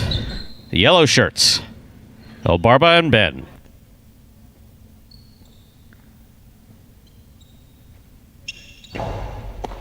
El Barba picks the serve. Oh my goodness. Wow. Wowee. Juggling. Ball came in and out of the cesta.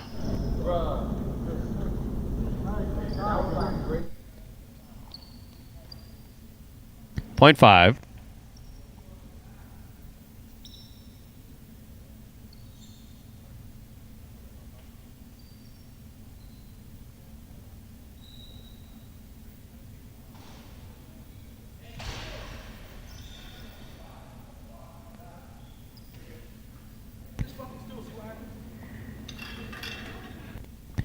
Post 7 receives. Bueno in Tennessee.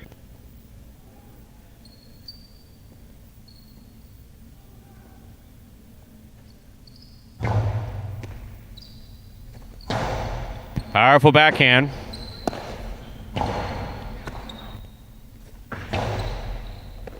Ball tipped. Point 7.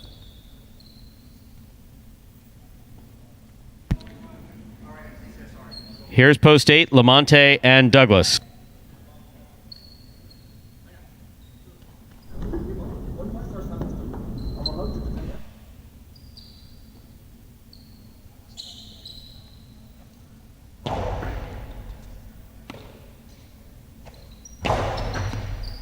Good catch by Tennessee. Douglas, rebote. Bueno moves up, lets it pass to Tennessee. Tennessee got a little bit of a late start. Good catch by Douglas. He goes deep, on the wall.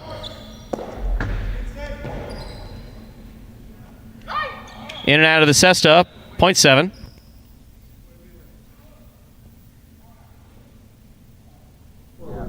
That completes the first round of play. All matchups are now worth 2 points. First to return, post 2. Asier and Kubala.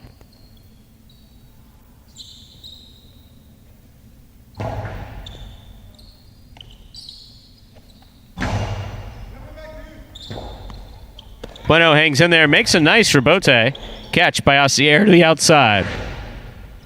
Bueno reads it, stops it. Great catch by Kubala. He followed that perfectly to make the stop at the 10 line. Bueno now back to the 9 line. He goes deep. Point 7. 7 on the board with 4 points. Here's post 3, CRB and Vuelo.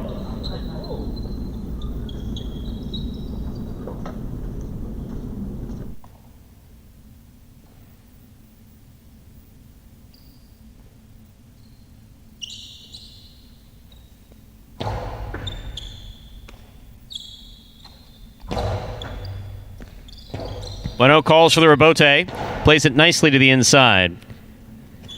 Powerful backhand thrown by Vuelo. Here's Tennessee at the 11 line. He goes deep, keeps it away from the overhead screen.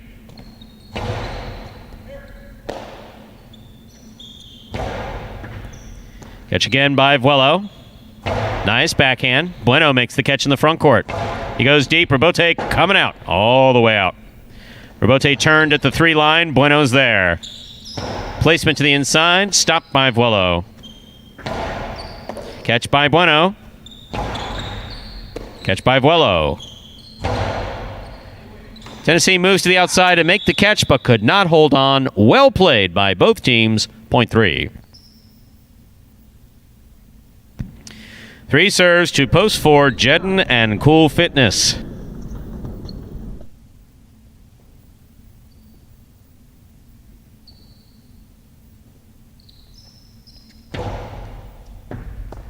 Ball tipped, point 3.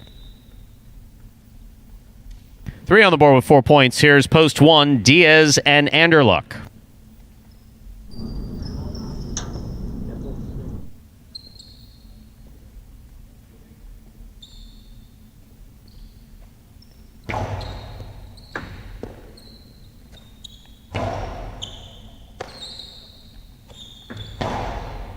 Good catch by Diaz in the front court.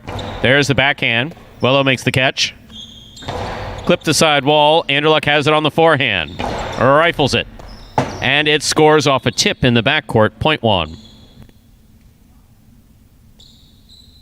Possible game point for the red shirts of post 1, Diaz and Anderluck.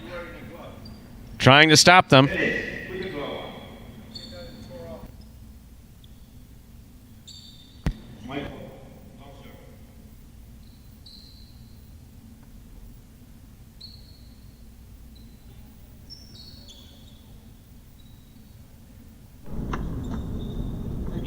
Dennis, put another one.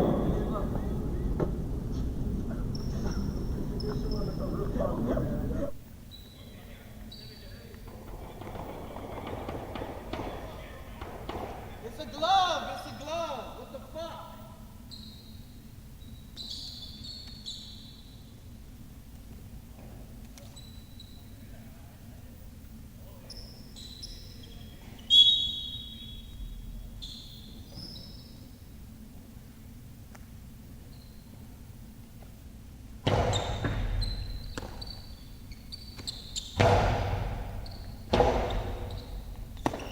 Anderluck on the rebote.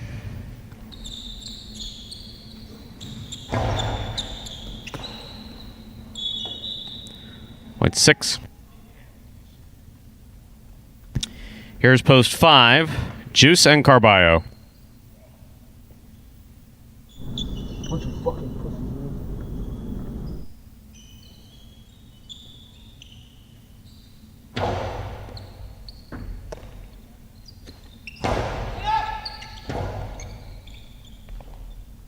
Point 5.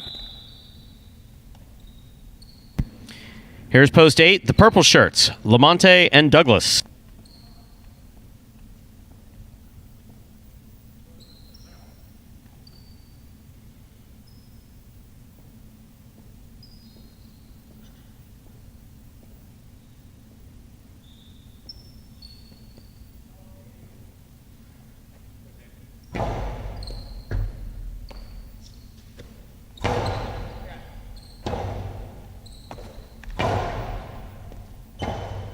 Rebote left side by Douglas. Carballo on the catch. Catch by Douglas. Forehand Rebote to the outside. Lamonte with a tip ball, point 5. Possible game point for post 5, the black shirts. Juice and Carballo trying to stop them. Post 2, Asier and Kubala.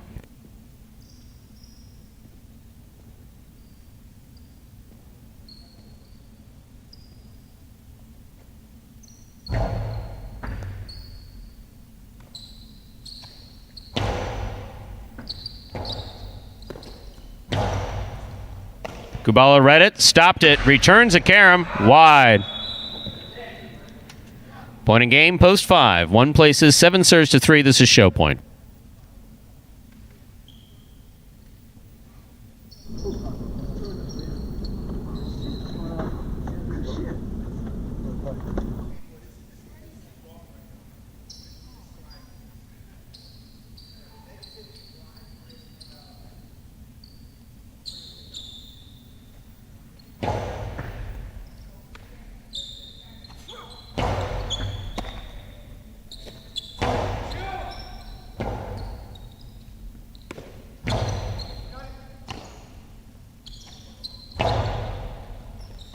Well, good pickup on the forehand. Got away from him. Point and show, post 7. Unofficial order of finish, 5-1-7.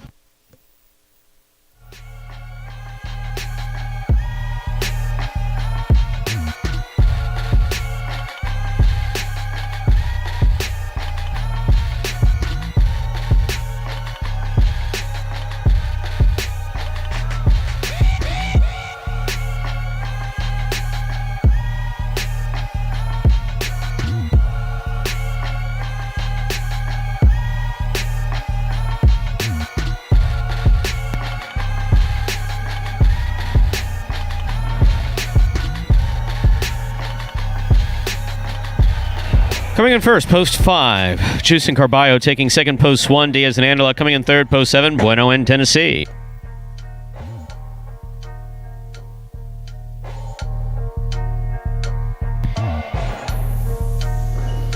Quinella won 5, 24-40. Trifecta 5-1-7, 364-20.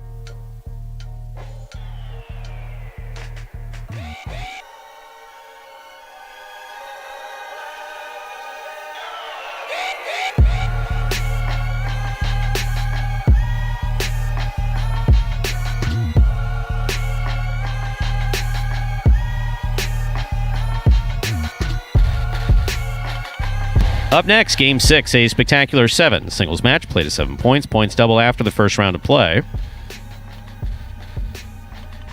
Game 6 closes out the pick 3. Post time is 7 minutes away. Okie dokie. So, today's an interesting day to talk about lots of different things. One of them being player management.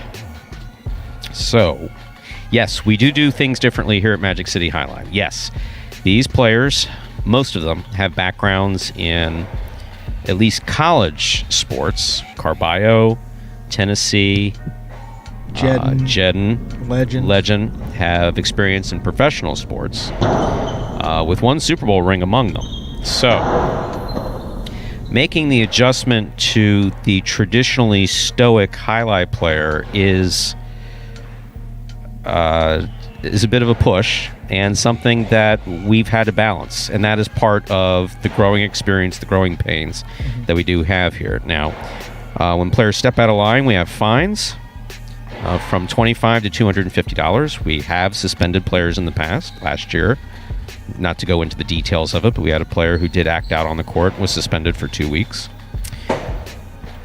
But it's always a balancing game. It's always a balancing act. And my background, my non-highlight background, education training, is actually mental health. Yeah, as someone pointed out once, my own. So when someone is having obviously difficult time, you want to balance out what's in their best interests versus what's acceptable on the court. Everything to the point that you start interfering with play has become acceptable. Now, in traditional highlight, if someone would remotely step out of line, bam, it was an immediate fine. Door shut. Yeah. No, when my father played actually wonderful amateur highlight from 1963 to 1978, and then got hit in the head, and then came out later in his career and wound up playing in Palm Beach during the strike. He was the oldest strike replacement player in '88. But when he got a job at Palm Beach, the player manager took the helmet, put it on, took desk scissors, and cut his hair at the base of the helmet in the back. Yeah, that's the old day. Yeah. When New York Yankees had no long hair. Obviously, we don't do stuff like that here. So, some people who are talking in the chat, I've glanced at it a little bit, will point to situations like, I'll bring out a name, a phenomenal highlight player named Waristi. Mm-hmm. Waristi. I say it like I know Waristi. It's sure, okay, but you hey, can know we're Waristi. here. Yeah, sure. Waristi came in the period of time, a little bit before Joey, I mean, just by a few years, but it was Joey, Remen, Waristi, Uriarte, were basically a freshman group at Miami. Waristi was an absolutely impassioned player who sometimes had a difficult time with people in the audience. That led to problems at Miami Highland. It resulted in his leaving Miami Highland. Mm-hmm. But that's one guy out of a roster of 36. There have always been hot-headed players. There was a player who played at Miami who I actually was very enthusiastic about having. Who had to leave Miami. He was about to leave Miami anyway. I won't. I'll save the name. Sure. But he was absolutely impassioned. And he had a problem with some folks in the audience. At Miami Highlight, we had a rough audience. So there was an impassioned fan base there, yeah. There was an impassioned, well, no, there was sometimes a pain in the ass fan base in Miami Highlight.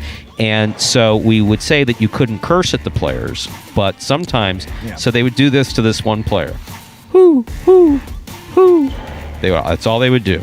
It would get in his head. He was a feature game player, threw the ball on the right side almost harder than anybody else. Yeah. People who know will know who I'm talking about. And he unfortunately snapped, and he didn't do anything bad. I mean, he didn't hit anybody, he didn't whatever, but he took a challenging position with the patron. Yeah. We found that to be the limit where that was concerned. So we're always looking for what is the proper balance between fine or suspension, how much you let someone get away with. I obviously have an issue with cursing on the court because we often have kids here. There's no kids in the auditorium. So, yeah, when we hear the occasional F-bomb, we've been allowing that to go without. We've given out considerably fewer fines than we have before. When the audience comes back, especially on a Sunday, it's like for me, when we have family days on Sundays, if you drop the F-bomb in the middle of the court because you're frustrated and there's kids out there, that's a $100 fine, period. Automatically. Yeah, and we won't even discuss it. So it's very much a balancing act. There have been issues in the history of Highline. There's a lot of things, there's a lot of moving parts that we take into consideration here when managing these players. And look, it's tough, and I think the biggest thing that I've started to look is, look, obviously interacting with fans, absolute no, never should happen. But, amongst the players, and one guy's starting to feel a little bit bad for it is Ben. He's gone out there in those doubles games, and sometimes it's hard for him to get his focus, and then you see that impacting maybe his play in the singles. So, like you said, look, guys are going to be emotional. You understand the emotion. There's competition. There's money involved. Yes, but I do agree, and look, these are my 2 cents. There's got to be some level of, you got to keep your cool. There's got to be some professionalism. You see people talking about that in the chat. Yes, there's kids out there that may be watching, and they know respect, but when you see someone out there playing professionally, making money, doing that, then you just start to maybe think that it's okay to act that way. Exactly. And then, not that it's wrong and they can't be emotional, but you just don't want to set that precedent, because then it becomes a really dangerous line where it crosses, and then it could completely fall off, and then, you don't want everyone on the roster, getting out of control. So that's why you kind of got to nip it in the bud a little bit, and exactly what happened, and we'll get back to it. Ready to begin Game 6, a spectacular 7 singles match. Played to 7 points, points double after first round of play. Serving the red shirt at post 1, we have Bueno. Receiving in the blue of post 2, Carballo.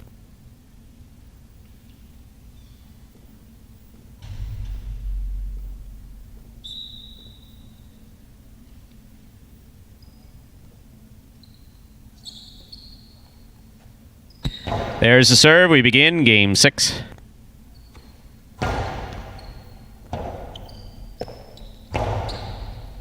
Carballo from the forehand. Low and hard. Great catch and nice backhand by Bueno.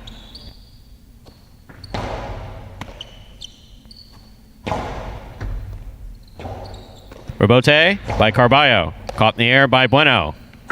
Carom by Bueno is going to score. Well thrown. Point 1. That's a well-played point by Bueno and Carballo to start the 6th game. Now receiving, Ben in the white shirt of post 3.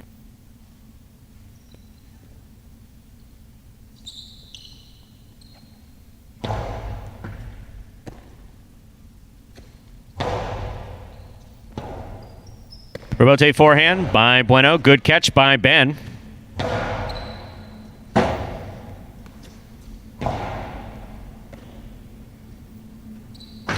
Carom by Ben. Lands in.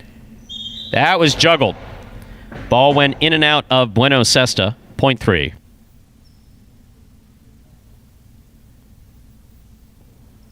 Now receiving the green shirt of post 4. This matchup has been serving to Tennessee.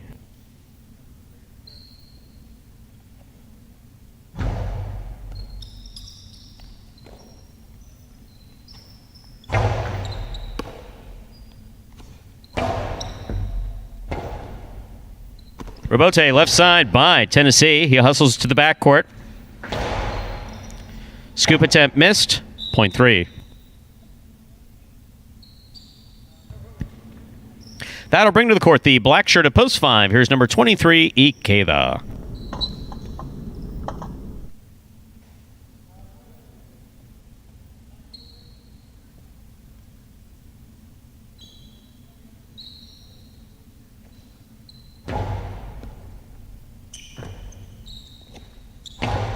Powerful backhand that stays away from the overhead screen by Ikeda. Very nice.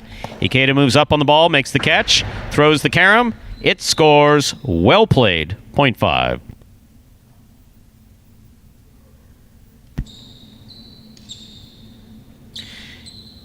This next matchup has Ikeda serving to the yellow shirt at post 6, Anderluck.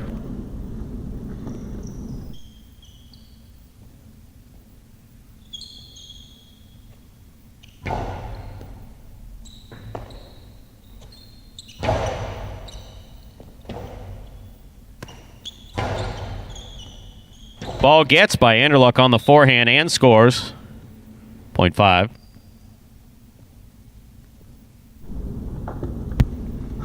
Pink shirt at post 7, Ron receives.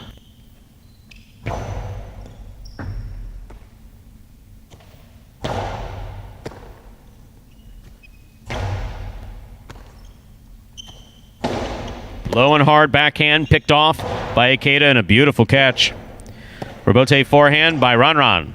Catch by Ikeda. Cortada thrown real low, picked off and a great catch by Ron. Forehand Robote fired by Ikeda, caught by Ron. Ron's backhand from the Teng line. Robote stays in play. Ron's there. Great pickup by Ikeda.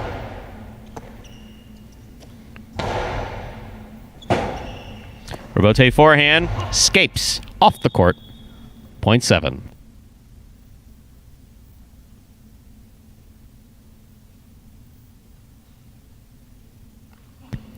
Here's post 8. To complete the first round of play, we have Jedin.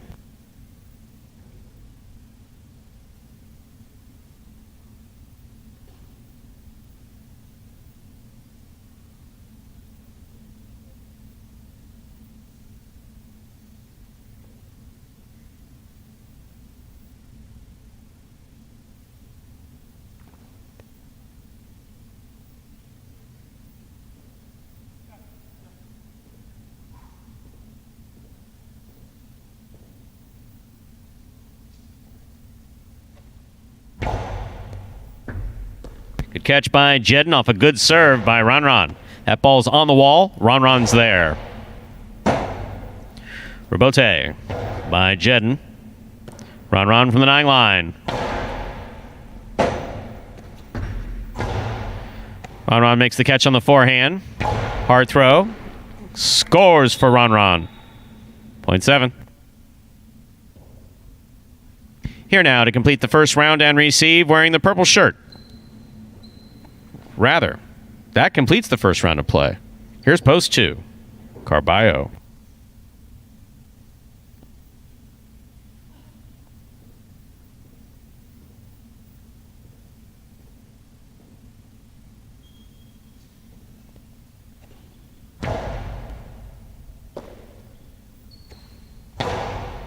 Catch by Ron. Powerful backhand. Robote coming out like a line drive. Picked off on the forehand. Robote of Carballo. That scores. 0.2.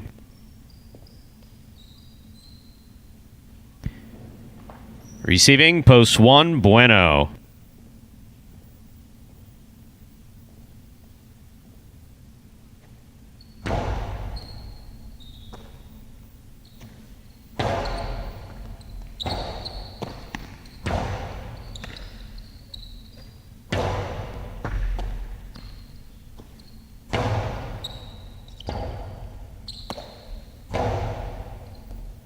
Catch by Carballo.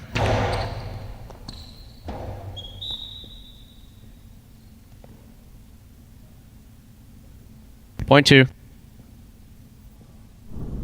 Here's post 4, Tennessee.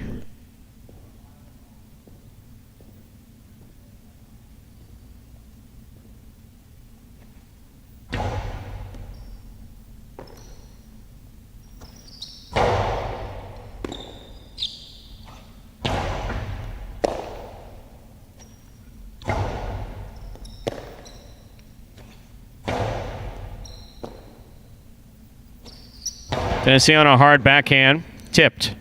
Point 4. Tennessee's on the board with 2 points. Here's post 3. This matchup has Tennessee serving to Ben.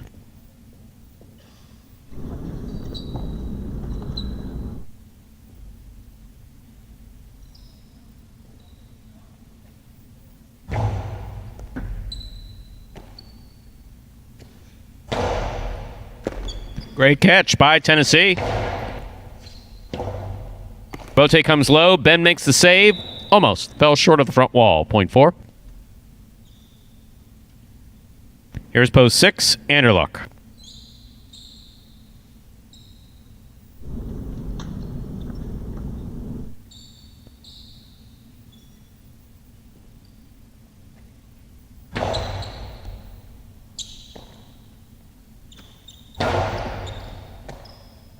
Ball tipped. Point 6.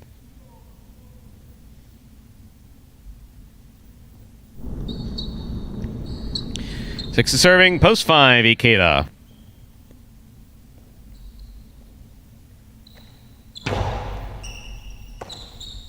It's a great catch by Ikeda on the forehand. Anderluck goes hard to the inside. Ikeda on the forehand again. Anderluck makes the catch. Outside placement. Got him. Point 6. Beautifully thrown by Anderluck.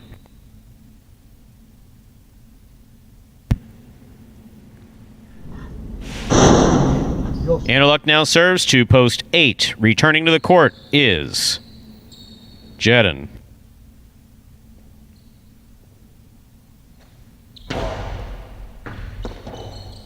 That serve's going to score. Beautifully thrown by Anderluck. Point 6. Possible game point for post 6. Anderluck trying to stop him. Post 7. Run.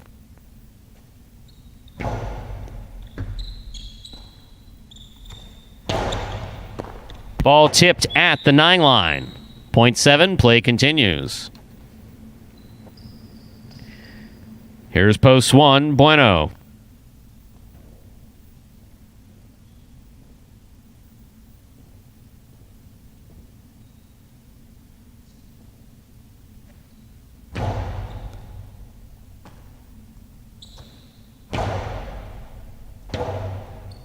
Run on the rebote. Catch by Bueno. Karam by Bueno. Nice combination there. That scores. Point 1. One has 3 points. Here's post 2, Carballo.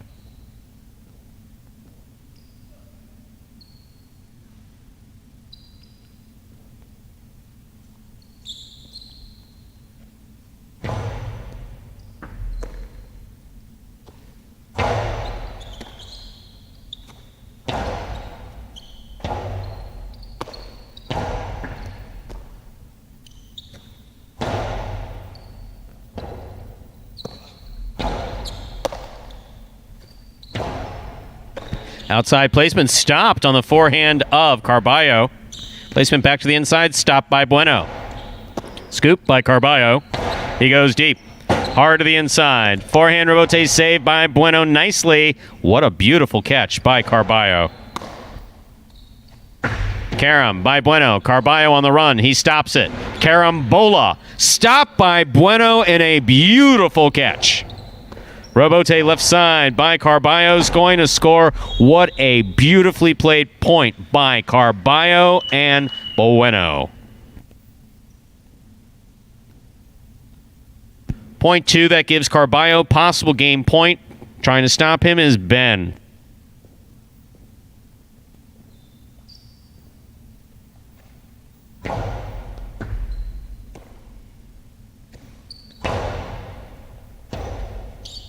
Rebote forehand by Carballo.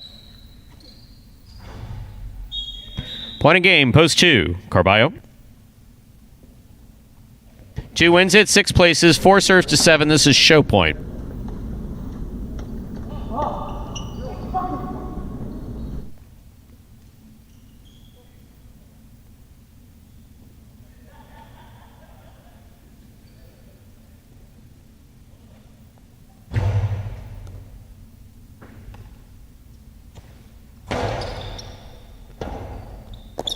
Robote forehand off the court. Point and show, post 7. Ron. Unofficial order finish 2-6-7. Your price will be up in a moment.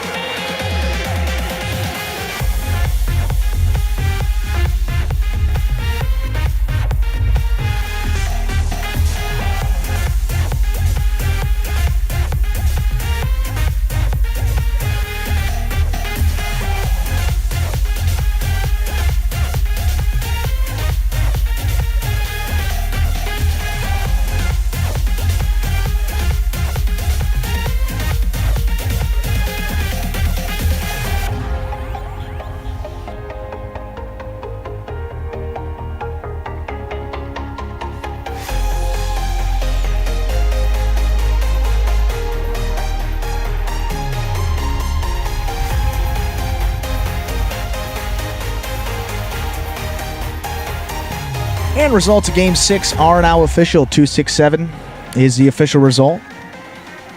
$2 Quinella. 2-6 going to pay $26.40.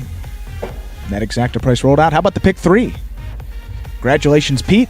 Said first ever pick 3 he's hit. Congratulations to him. 4-5-2. 3 of 3 numbers. Going to pay out $171.60. You see there you have no one had the 2, 6, or the 7 to win, so refund there in the win pool. Getting back to the exotics, $2 exacta, 2-6, 50-20. How about that 50-cent try? $775.50. With Carballo at the top there. Very high paying. $775.50, that's the 50-cent price. Wow. And up next, ladies and gentlemen, moving into game number 7. Game 7 closes out the doubles action in the matinee. And that team of Carballo and Juice with an opportunity to sweep all the doubles games for this matinee coming up in this game number 7. Post time, game number 7. So those entries roll up on your screen. That'll be coming up in probably just about 7 or 8 minutes.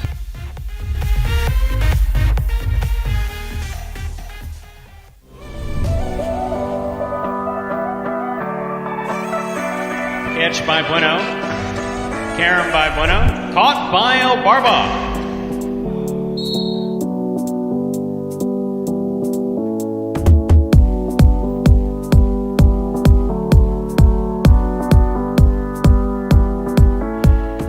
Robote left side. Lamonte makes the catch. Returns a Carom that's gonna score.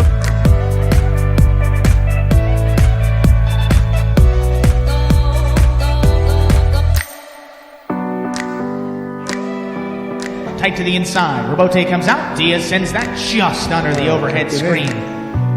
High bouncer comes Ancier just in front of the 11 line. That's a long Carom. That one will score.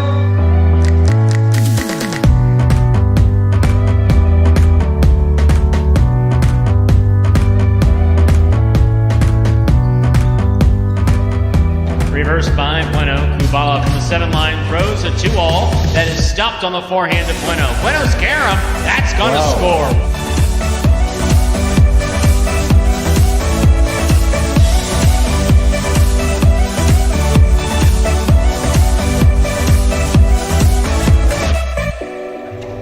Wow. Carballo takes it in the air. Throws a Carom back to the outside, and that scores. What a shot.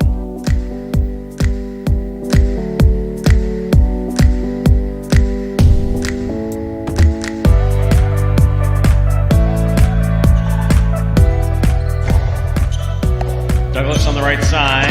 Sidearm, Carom opens up beautifully.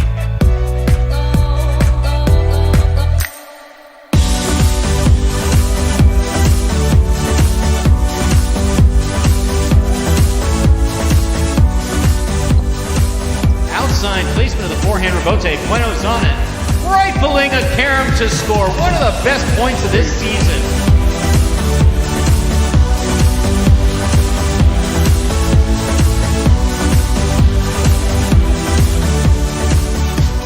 away from the 10 line. Over the top to the inside. Kubala's there.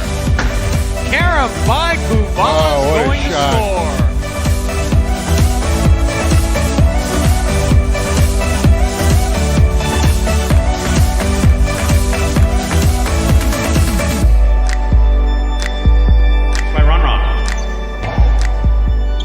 Catch on the forehand of Vanderluck. What a carom. That wow. Wow.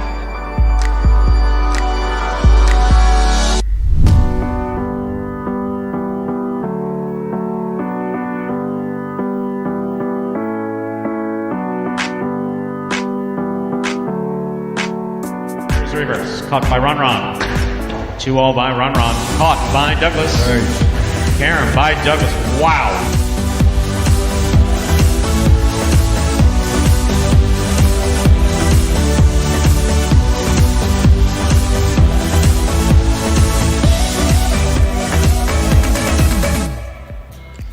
And that was a collection of the top 10 caroms from last season here at Magic City Jai-Alai. And now just under 2 minutes to the start of Game 7. See the board there. Yeah, kind of a wonky day. Carballo and Juice took that Game 5 out of Post 5, and they've just been playing really well in doubles. And they were that third-place team, so no surprise there that with their sweep of the doubles games thus far that the board is clear. No one will be taking home the $2,000 minimum in the high five today. But obviously half the pool will be carried over. And you got another opportunity coming up in the afternoon session, which starts at 4 p.m. We have 2 minutes to go till we begin game number 7, which is the third and final doubles game in this first of our 2 matinee performances today. We got the afternoon performance, or the second matinee, Mat 2. Goes by a lot of different names, but it basically starts at 4 p.m. And we're going to do 3 more doubles games then.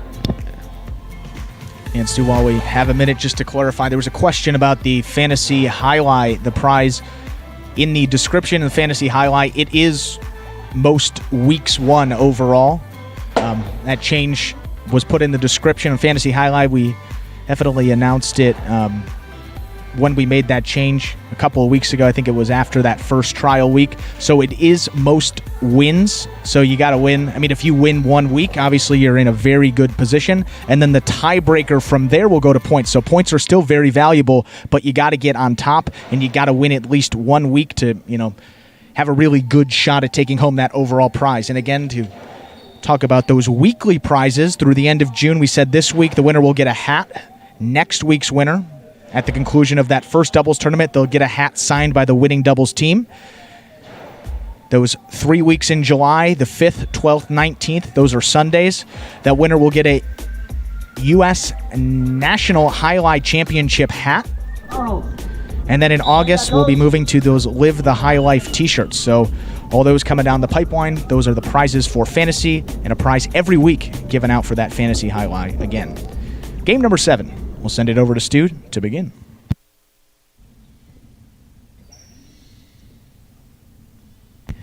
We're ready to begin game number 7, a spectacular 7 doubles match. Play to 7 points. Points double after the first round of play. Serving in the red shirts, post 1, we have Lamonte and Douglas. Receiving in the blue of post 2, Cool Fitness and Jedin.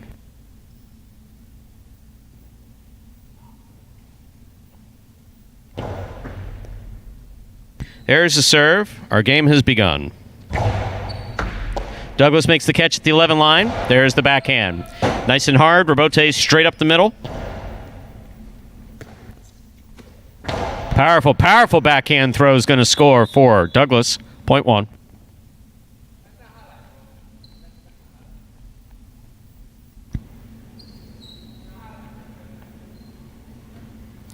White shirts at post 3 receive CRB and Vuelo.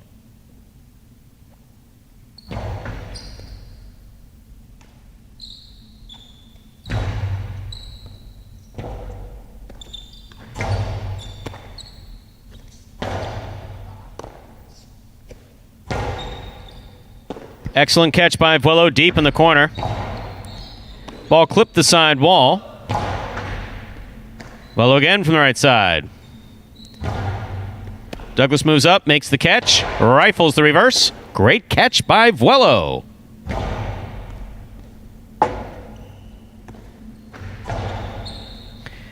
Big bounce brought down by Vuelo.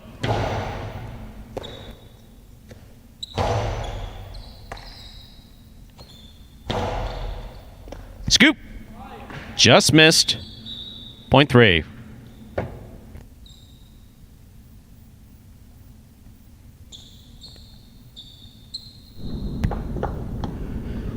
Our next matchup has CRB serving to Diaz and Anderluck.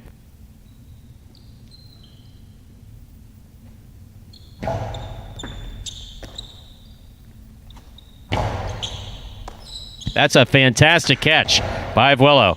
Anderluck, good legs to get to the ball. Picata, big bounce. Gets by Vuelo on the right side and scores point 4.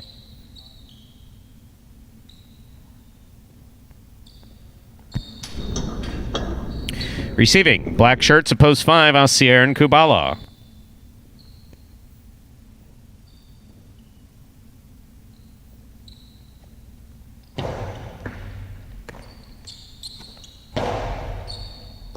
Excellent catch by Anderluck. Asier reaching in, tip ball, point 4. Here's post 6, the yellow shirts. Juice and Carballo.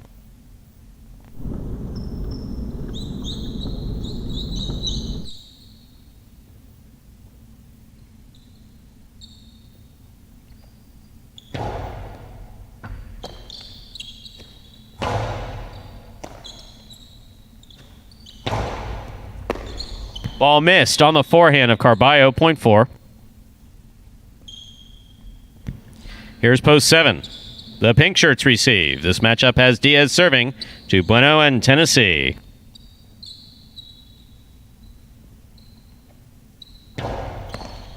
Bueno picks the serve, sends it inside. Anderluck's there. Anderluck goes deep. Rebote by Bueno. Catch by Anderluck. Karam by Anderluck's gonna score. That's it. You see it, throw it. Point 4. 4 with 4 straight points. Here now to complete the first round and receive. Wearing the purple shirts post 8, we have El Barba and Ben.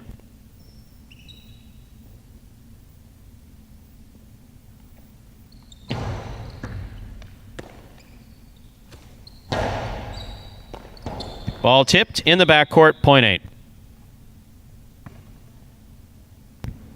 That completes the first round of play. All matchups are now worth 2 points through the end of the game. First to return, post 2, the blue shirts, Cool Fitness and Jedin.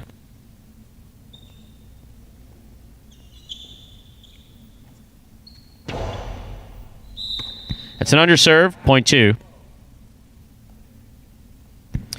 2 serves, the returning 1 post, Lamonte and Douglas.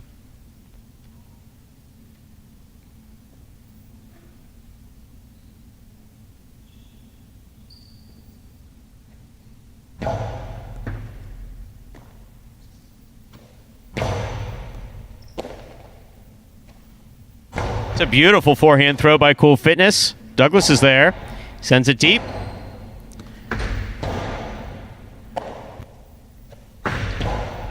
Karam's going to score perfectly for Douglas, point 1.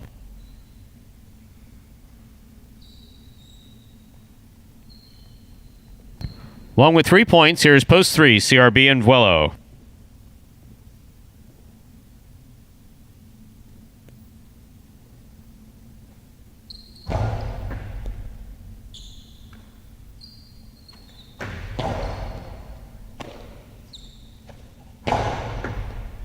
Great catch by Vuelo at the 12 line.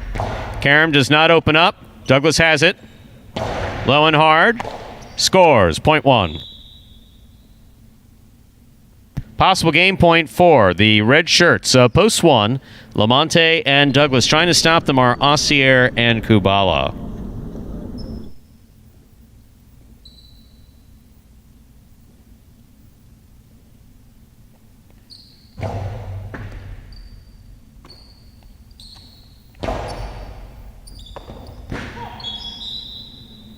Point 5. Play continues. 5 on the board with 2 points.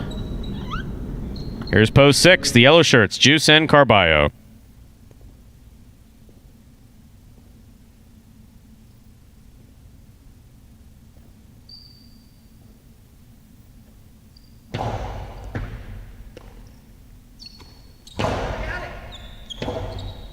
Rebote by Kubala. Catch by Carballo.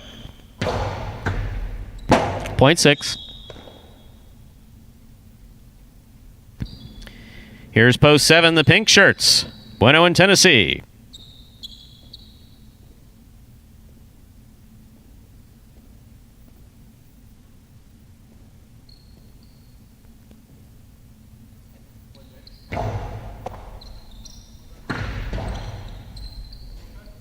That scores beautifully for Bueno. Point 7.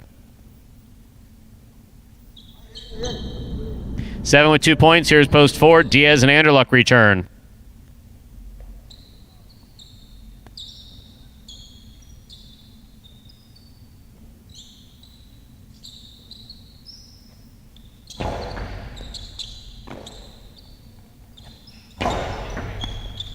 Catch by Tennessee.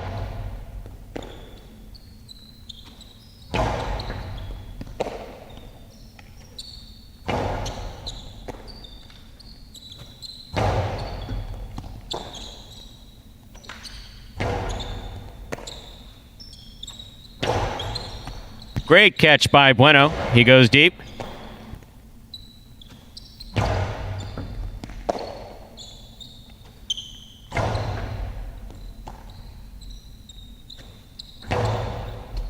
Bueno with a fine pickup on the left side.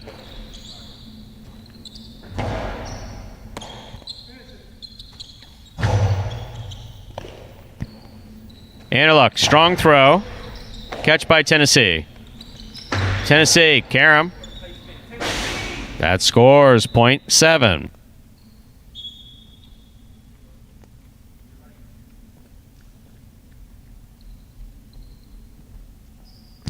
Returning post 8, El Barba and Ben.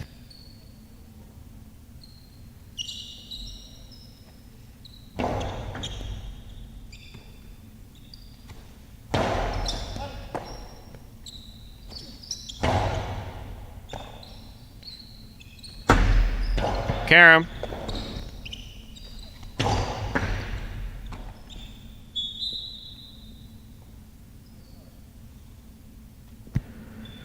Point 7. Possible game point, post 7. Trying to stop them, post 2. Cool Fitness and Judd.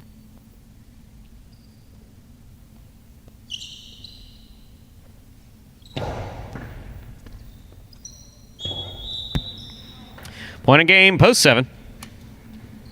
1 places, 4 shows. Unofficial order finish 7-1-4. Assalamu alaikum.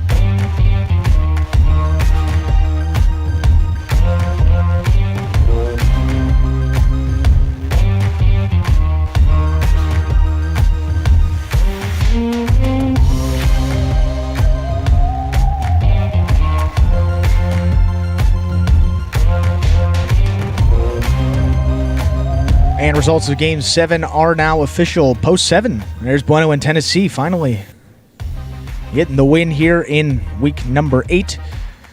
7 with the win, 1 places, 4 takes the show. 7-1-4, the official order of finish for Game 7. With a high 5, the high 5 will carry over. 3-7. 3, 4, 5, 2, 7. Whoa, 3, 4, 5, 2, 7. Those 5 numbers for the high 5. 4 of 5 pays $82. That $2 Quinella 1-7. $10 even. $2 exact to 7-1. $37.80. That try. $2 try. $162.80. The 50 cent. $40.70.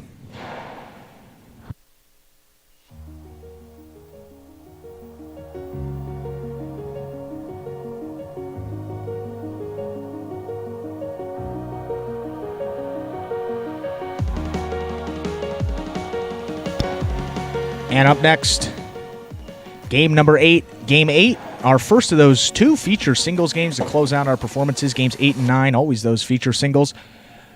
Feature spectacular 7 scoring. This one will be played up to 7 points. Of course, points doubling to the first round of play there. Post time to game 8. Now just about 6-7 minutes away.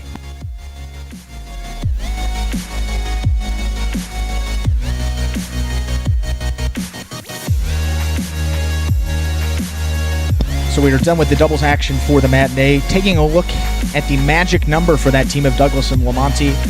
We started off the top of the broadcast. If you are unfamiliar with a magic number, it comes from baseball mostly, used for teams to see how many games they need, wins, losses from their opponents to clinch a playoff spot. So in this case, how many wins for the team of Douglas and Lamonti or losses by their opponents will it take for them to clinch that first doubles tournament title?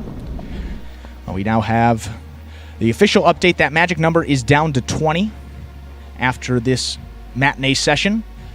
Carballo and Juice took the first games. They're having a big week, that team of Carballo and Juice, but we'll get to them in a second. They took the first 2 games, and then Tennessee and Bueno took game 3. So Douglas and Lamonti, no wins for them. But their magic number does go down by 2 because of those 2 wins by Carballo and Juice, and because Tennessee and Bueno won one of those games. They are in second place. That just stays at 20. It was 20 headed into Game 7. That magic number still down to 20. And again, how it goes down, if Douglas and Lamonti win, that magic number will go down by 2. If any team not named Tennessee and Bueno win, the magic number will go down by 1. And then if Tennessee and Bueno happen to win, like they did in game number 7, that magic number stays right where it is. And now stuck at 20 with, if I am not mistaken, 28 doubles games left in this tournament, right around there. So running out of time for a team to make a comeback there, but we talked about Carballo and Juice. They are trying their hardest to do so. 5 wins for them on the week now. In the money. They were not in the money in that game, so in the money of 8 of their 9 doubles games this week. That was the only game this week they were not even in the money. So 5 wins, 1 place, and 2 shows. So see how that is reflected in the overall standings. Douglas and Lamonti in the lead with 28 wins.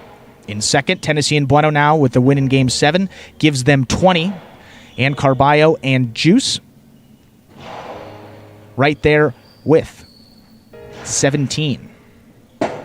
So we got 28, 20, and 17. So now that race for second place, we pay out the top 2 spots for those doubles tournaments. $10,000 to the first place team, split amongst both players. $5,000 split amongst the second place team. So second place looking like it's going to be a hotly contested battle down the stretch, taking a page out of the book of that team of CRB and Bradley, actually, if I'm not mistaken. In the final doubles tournament last season, they were pretty much out of it. No one really gave them any sort of chance, and then they just stormed through and actually overtook second place. So Carballo and Juice looking to do the same here, now just 3 games out of second.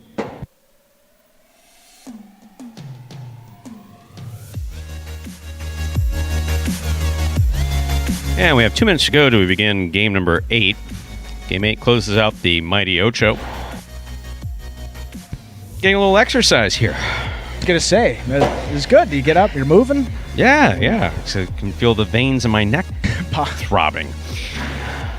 That tells you that you're not getting enough exercise when you have to just have the to quick tend to walk a few down. issues in the building, and it's like you just yell into the headset, "You got this," and I got it still. I mean, Andrew is perfect when it comes to picking up on verbal cues and non-verbal cues. If there's an issue going on back here that requires my attention, requires JR's attention, it's like you got, and bam, picks up without missing a beat. Well, thank you. We also had we had a big update on those doubles. We gave all the magic number updates. We gave an update on the overall standing. So it's a good time for there to be an issue there that we need to be resolved. And now just under a minute to Game 8. We said Game 8 and 9, these final 2 games of the day, those feature singles matches. Feature singles matches, the best singles players playing against each other.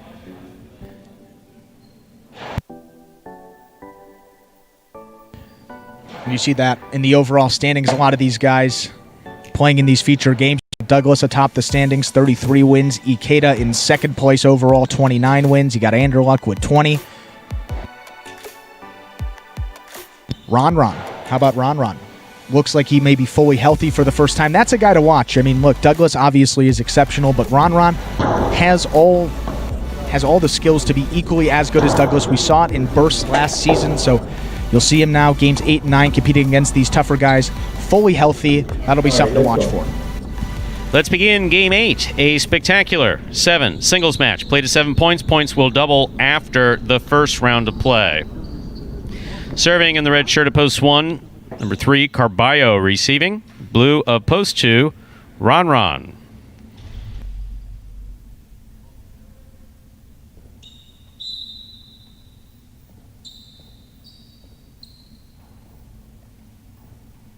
Carballo serves. We begin Game 8.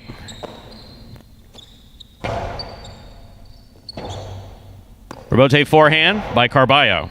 Anderluck from the 10 line.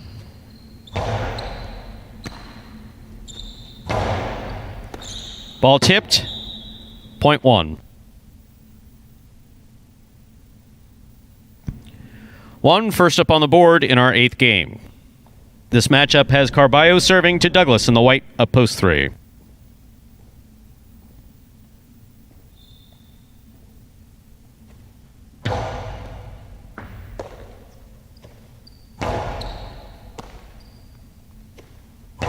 Big backhand by Carballo.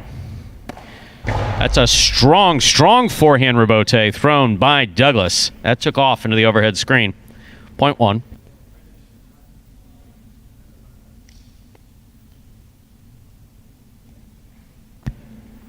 Carballo now serves to the green shirt of post 4, Ben.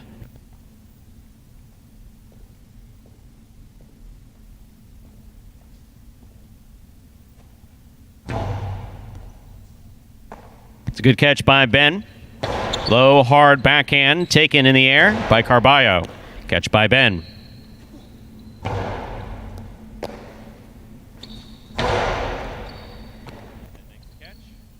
Ben takes a peek, puts it back outside. Carballo was there for it. What a catch by Ben. Rebote comes to the 6th line. Turn from the forehand of Ben. Carballo moves. He's got it. Low to the inside. Not trying to give too much of a rebote. Ben makes a great effort to try to get that ball in. Point goes to the 1.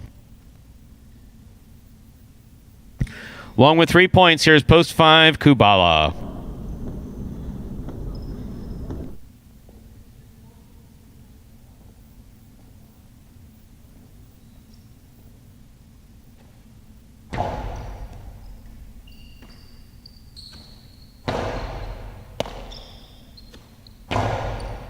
Strong backhand by Carballo. Kubala's got it. Puts it back to the inside. Carballo read it. Returned it. Here's Kubala. Up, and away. That got away from him. Point 1. Carballo has 4 straight points. In this matchup, he serves to the yellow shirt of post 6, Ron.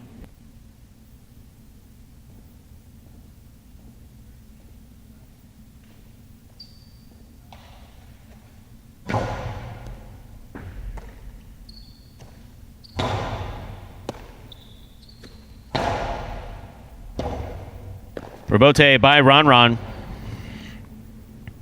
Here's Carballo from the 8 line. Great catch by Ron. Nice backhand. Rebote by Carballo. Catch by Ron. Rebote comes low. Just above the pad. That will score for Carballo. Well thrown. Point 1. 1 with 5 points. Serving to post 7. Here's El Barba.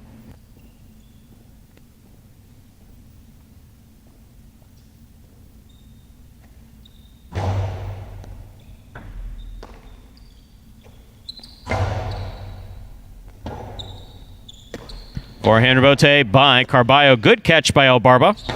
Backhand. Caught by Carballo. Rebote is up. Falls just short. Point 1. Straight points to a possible game point for the red shirt of post 1, Carballo. Trying to stop him. Post 8. Ikeda.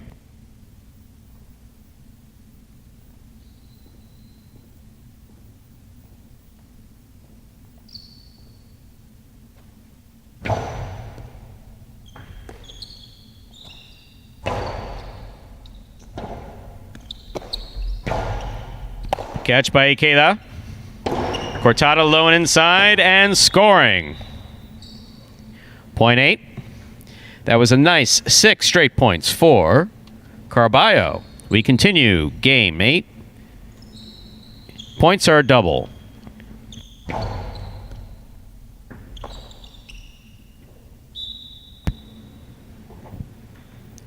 Point 8.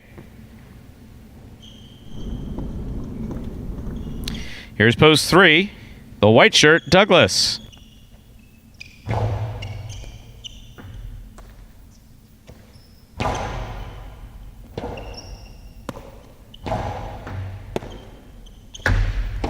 Karam stopped by Ikeda. Douglas moves to the outside, makes the rebote nicely. A 2-wall. Ikeda's there. Ikeda sends it back. Douglas takes the ball in the air. That's a beautiful catch. Strong forehand rebote by Ikeda. Catch by Douglas. Back to the inside it goes. Scoop by Ikeda. Douglas from the left side. Catch by Ikeda. Point 8. Straight points to a possible game point here for post 8. Ikeda trying to stop him. Post 4. Ben.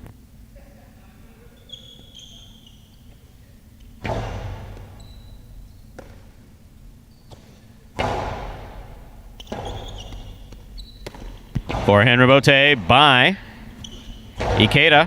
Catch by Ikeda. Karam caught the pad. Point 4. Play's going to continue.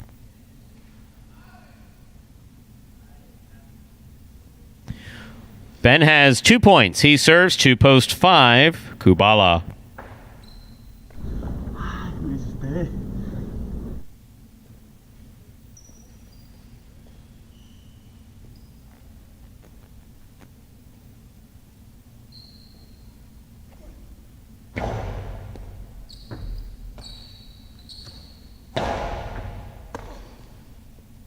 Point 5.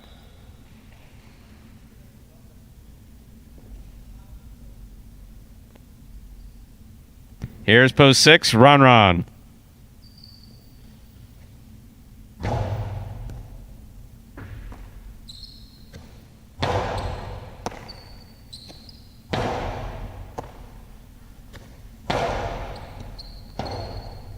Forehand rebote by Kubala. Here's Ron. Hard to the inside. Kubala got in there. That was a good effort. Point goes to the 6. Here's post 7. El Barba.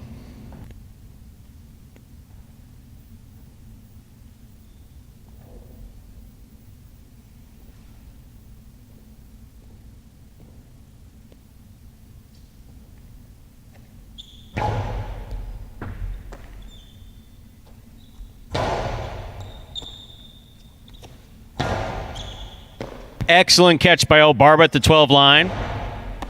Ron midcourt. Scoop attempt tipped. Point 6. Here's post 1, Carballo. Possible game point for Carballo.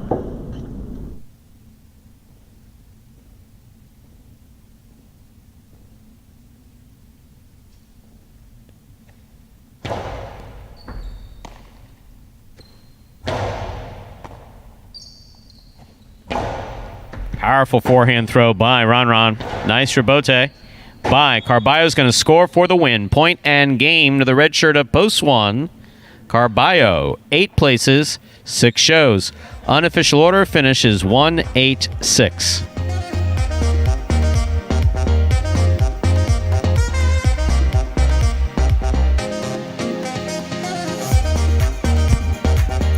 Coming in first, post 1, Carballo. Taking second, post 8, Ikeda. Coming in third, post 6, Ron.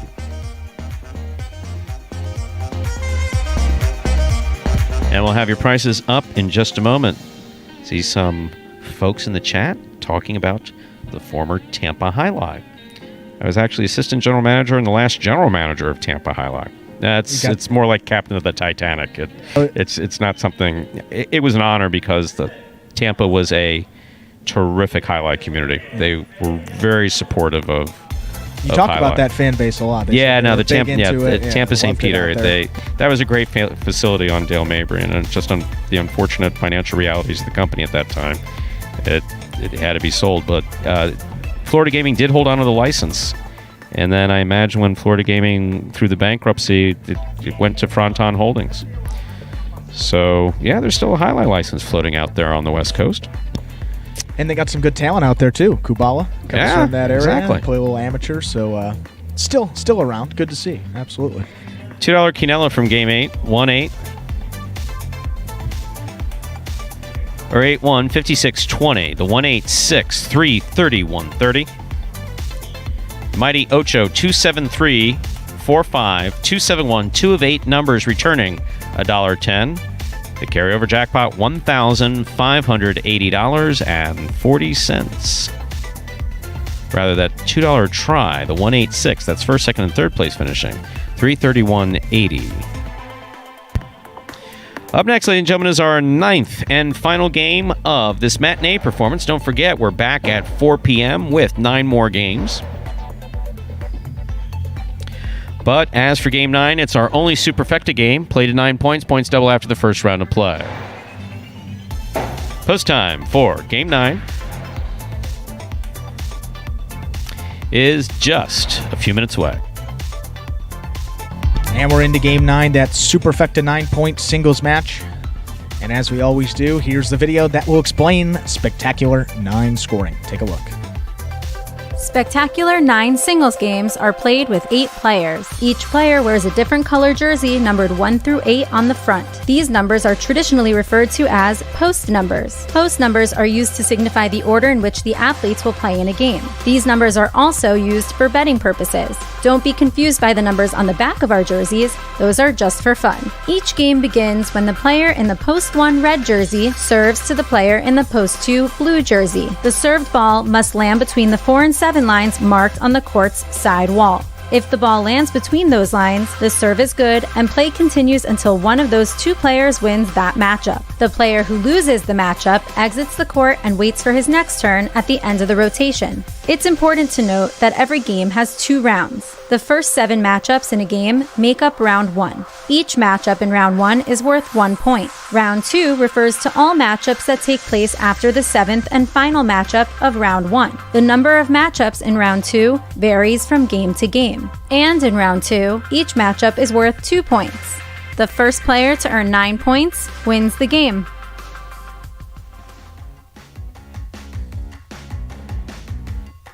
Okay, that was the Spectacular 9, as we are into the 9th and final game of the day, second of 2 feature singles games we had here.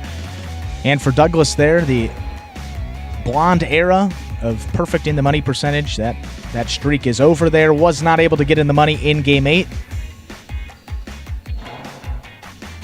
Playing out a post 1 for Douglas. Good advantage here going into game number 9, although when he's been in that 1 post, oddly enough, remember one time he kind of got shut out completely out of the 1 post for Douglas. It's very uncharacteristic for him, so we'll see how this 9th game plays out with him in the 1 post. And look, for Douglas, a guy that, you come to expect perfection from him almost. He's kind of, at this rate, he plays so well every day, and you almost take his play for granted at times. But today, one of his off days. Douglas is human, and what? Look, the truth of the matter is that one of the names you'll see in the chat that people will bring up, when you talk about best players of the 20th century, prior to the 1950s, it's kind of hard to tell, but it kind of comes down to Orbea the First. The reason why we wear helmets was hit in the head in 67 Summer Partido Series. Never wore helmets before that. Helmets were mandated in Miami 1968. There was some discussion earlier about that. So an injury took the best player out. Bolivar, obviously a little bit later, played 70s, 80s, and into the 90s. Joey, obviously. So the best, that's in the conversation best left for another time. But the point I bring that up is Bolivar, not a fan of the matinee. Yeah. Not a fan of the matinee. Superstar of the evening. Yeah. Not a fan of the matinee. And at one point in his career, he didn't play matinees. He was good enough, of course. Okay, first of all, in case any of the players, because the players frequently watch this afterwards and will listen to the comments and read some of the comments, etc. Not all of them. A few of them do. So, yeah, no one on this roster is in a position to request not to play matinees. Right. That's not going to happen. But no, one of the best players in the history of the sport. Just, hey, matinee, don't bet on him. Not for me. So, yes, no, Douglas is entitled to have an off day, off point, off week if he wants to. He does absolutely terrific. Right. Now, he is, we'll talk about him at another, because obviously you don't want to inflate him too much, but, just for people to bet on him or the pressure that he may feel. Again, still waiting to celebrate his 21st birthday here in a few days. Yeah, right. But he is special. He is unique. He does many things that are unique, and it's not just on this court. Right. He does some things that are unique in the world of highlight. And keep in mind that he's been playing for what, like two and a half years almost. He was one of the guys that he wasn't one of the original people. Never touched a cesta before February of 2018. Right. So think of him in the class of the guys like CRB, Lamonti. That's when he started with us. But the first time he picked up a cesta was with Anderluck or any of these other guys. That's the first time he touched a cesta in North Carolina. Compare 3-year guys. I mean, where Douglas is, Carballo is, although both of those guys 3-year guys, compared to where some of these other guys are, it's really tremendous, their development as players and also as individuals too. I mean, over the course of this season, just their mentality, everyone is just maturing at a really incredible rate there. And that's what you expect. Athletes have a tendency to pick things up a little bit quicker, and it's showing here at Magic City as well as the clock hits 0 minutes to game number 9. Let's get you to it. Ready to begin our 9th and final game of this matinee. A spectacular 9 superfecta match played to 9 points. Points double after the first round of play. Serving in the red shirt of post 1, we have Douglas. Receiving in the blue of post 2, Ron.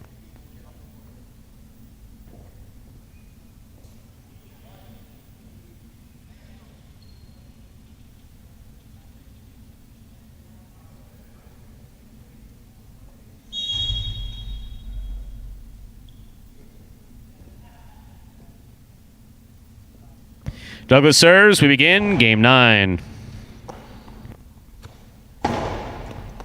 One-handed scoop by Douglas. Played beautifully. Ron, rebote.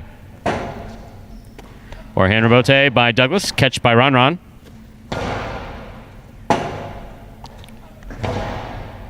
Scoop by Ron. Cortada. What a catch by Douglas. He caught that about a foot behind him. Rebote coming way out. Strong forehand rebote by Douglas. What a well-played point by Douglas and Ron to start off this 9th game, point 1.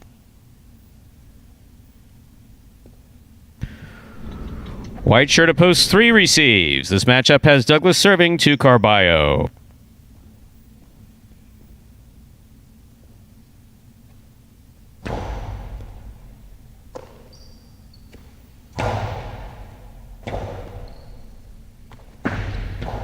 Too much. Point 3.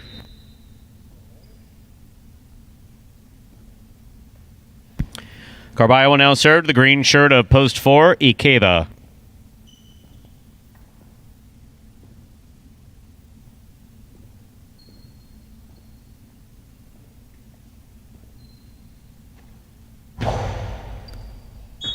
Over serve. Point 4.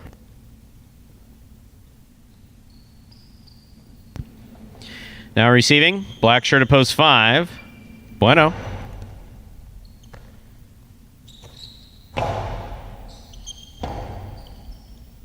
Rebote forehand by Ikeda. Catch by Bueno. 1 foot up the wall. Catch by Ikeda from the 7 line. Back to the inside. Bueno, another good catch. Holds onto it, plays the backhand.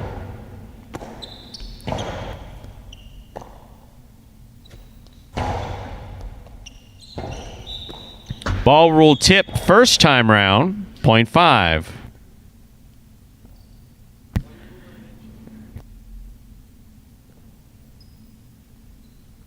Here's post 6. Kubala.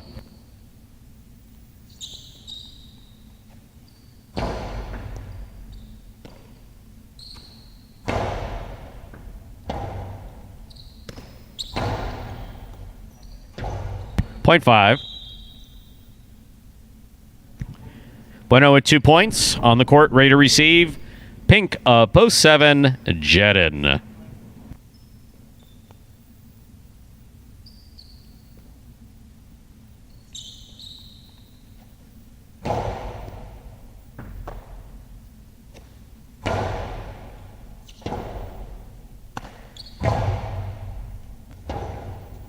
Bote forehand by Jedney, makes the save. Bueno moves up, makes the catch.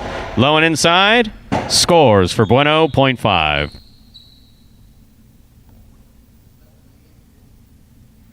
Here now to complete the first round and receive, wearing the purple shirt at post 8, we have Anderluck.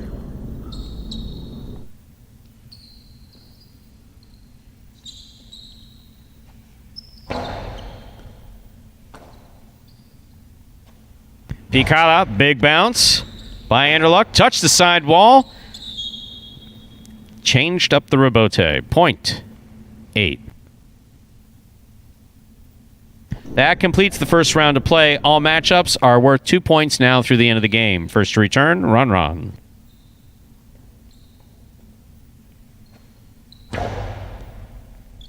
Great catch by Ron.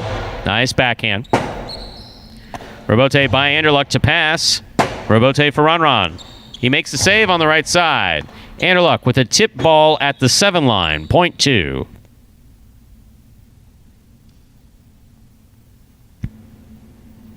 Now receiving the red shirt of post 1, Douglas.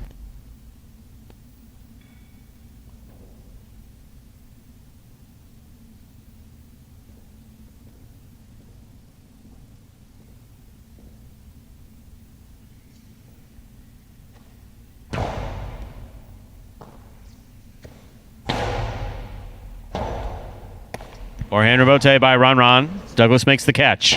He goes deep. Ron, rebote. It passes. Forehand rebote at the side wall. He got it up to the front wall. That's a good save. Too much. .2.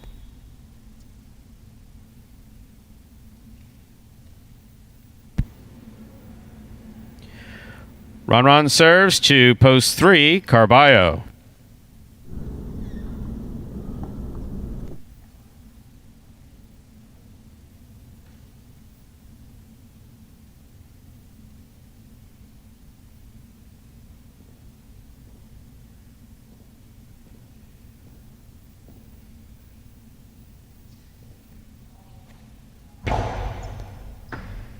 It's a great serve by Ron and a good catch by Carballo.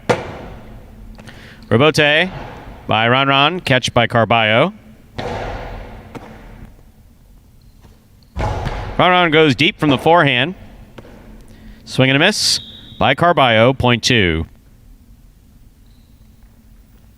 Ron has 6 points, but remember 9 points are needed to win a superfecta game. Here's post 4, Ikeda.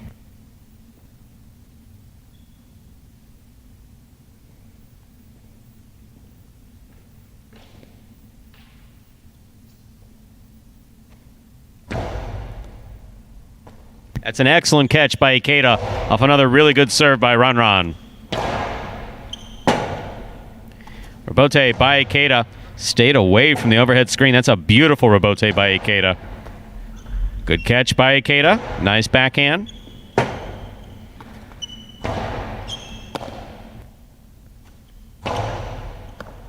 Ball tipped. .4. Ikeda has 3 points. Here's post 6. Kubala.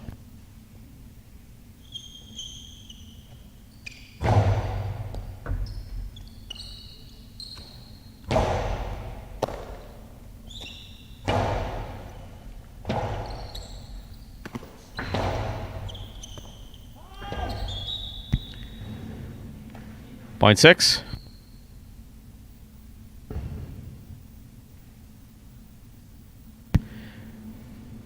Here's post 7, Jedin.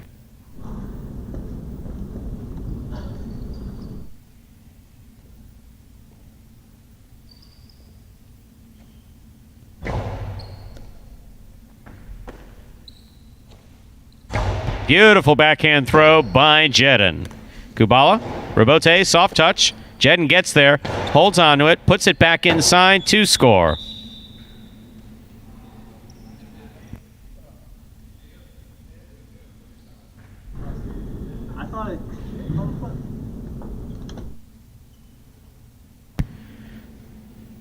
Receiving, post 5, Bueno.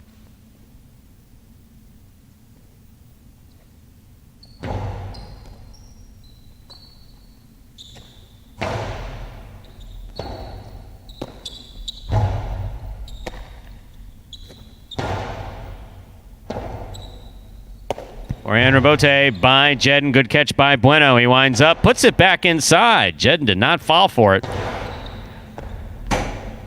Ball tipped at the sidewall, point 7. Jedin with 4 points. Here's post 8, Anderluck.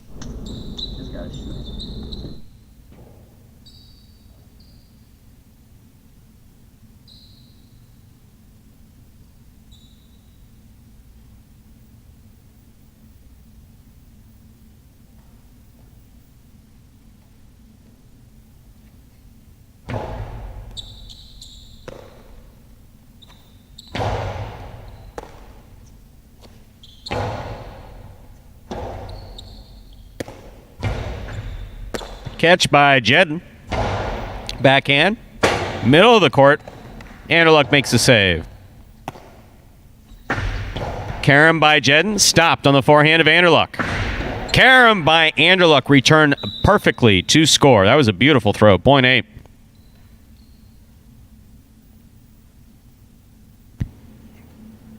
Eight with 3 points. Here's post 1. Douglas.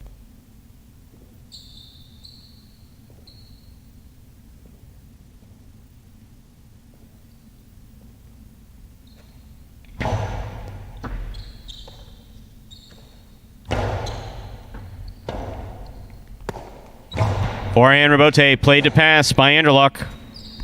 Douglas on the Robote. Puts it in the middle of the court. Excellent catch by Douglas. Nice backhand.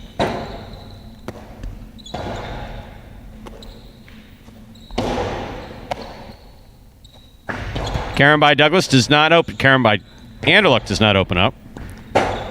Douglas scores on the return. Point 1.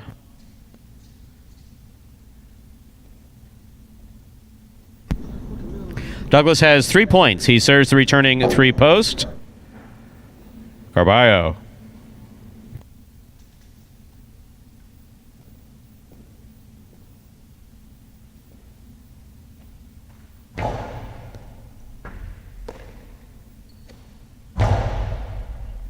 That cleared the overhead screen.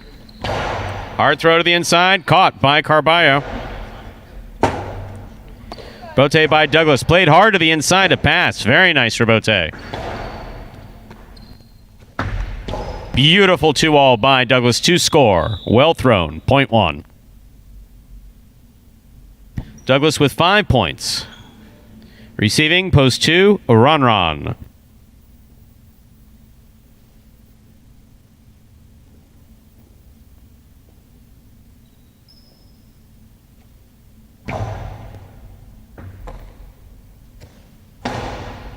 Catch by Douglas. Powerful backhand by Douglas. Robote comes all the way to the 5 line rather.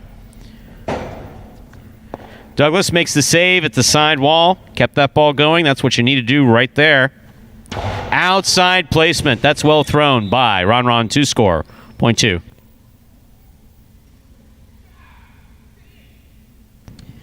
Possible game point here for post 2. Ron trying to stop him. Post 4, Ikeda.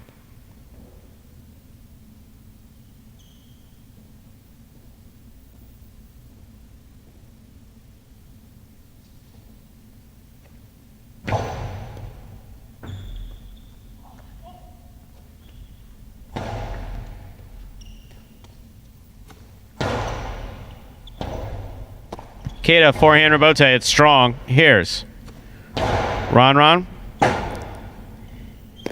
Ikeda makes the save. Ron's there. One-handed grab by Ikeda.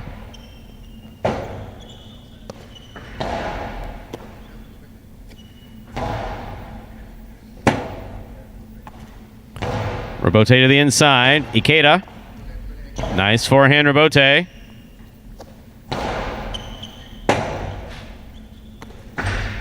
2-all. What a catch by Ron. Forehand got tied up in the screen. He got hurt on the play, finished the play, won the point. That's impressive. Point 4. You all right?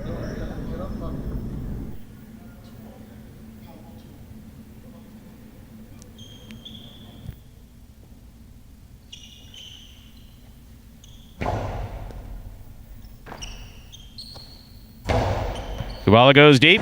Ikeda sets. Forehand rebote by Ikeda. Catch by Kubala.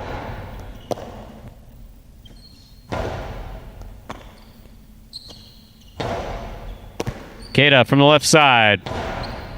Kubala from the 9 line. Ikeda goes deep. Rebote comes out. Forehand rebote thrown hard by Kubala. Kubala turns around and makes a great rebote save. Here's Ikeda. Point 4. Possible game point for post 4 Ikeda. Trying to stop him. Post 5 Bueno.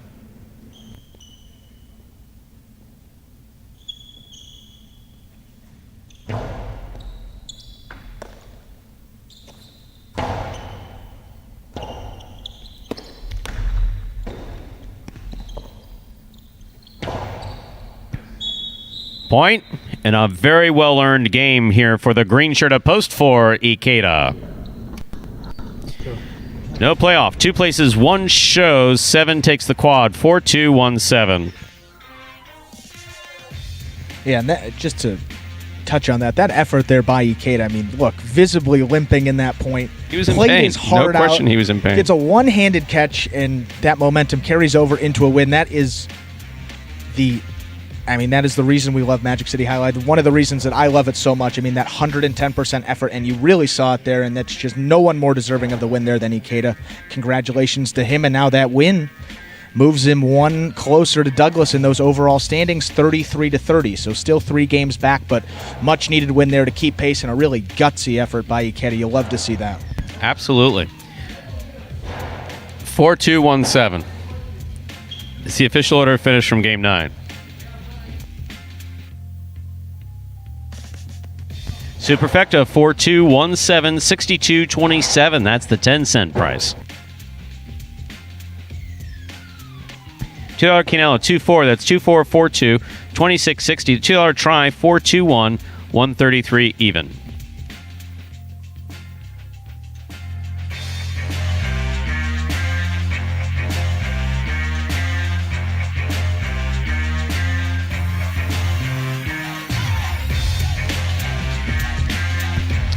So, an interesting performance. So, for reviewing, first game, rough. Real rough. Second game, better. Doubles games, competitive. We finished off on a real high note. That was awesome to Last see 2 there. games, Ron's back to form after a few weeks of injury with his knee. Still not 100%, but good enough to play great. Yeah. Have some terrific points. Douglas slightly off, still making some spectacular plays, but just not finishing. That's what we mean by slightly off. Otherwise, playing terrific. And we had some discussions about quality of play sometimes when it's off, and also what happens when players lose their temper and get frustrated and have bad days, and how we try to deal with that from a management standpoint. And so. Got a little glimpse of this was a little bit of everything. Yeah, in this a little bit of performance. everything in this one. Yeah. And an injury that resulted in a win. Go figure. just to top it off, the cherry on top of that performance. But again, yeah, gutsy performance there by Ikeda, and you love to see it. That's the Magic City difference. We said it before, and we'll continue to say it, that 110% effort. Absolutely love to see it. We only have an hour and 12 minutes before we begin the next performance, so we're going to go away now and soak our heads in a bucket of ice water. And that, ladies and gentlemen, will do it for this Friday matinee performance of Live Jai-Alai in the Magic City on YouTube's Jai-Alai Channel. We're glad that you chose to join us this afternoon and invite you to join us again just about an hour and 10 minutes when we'll play 9 more action-packed games at 4 p.m. We sure hope you enjoyed today's Jai-Alai action at Magic City.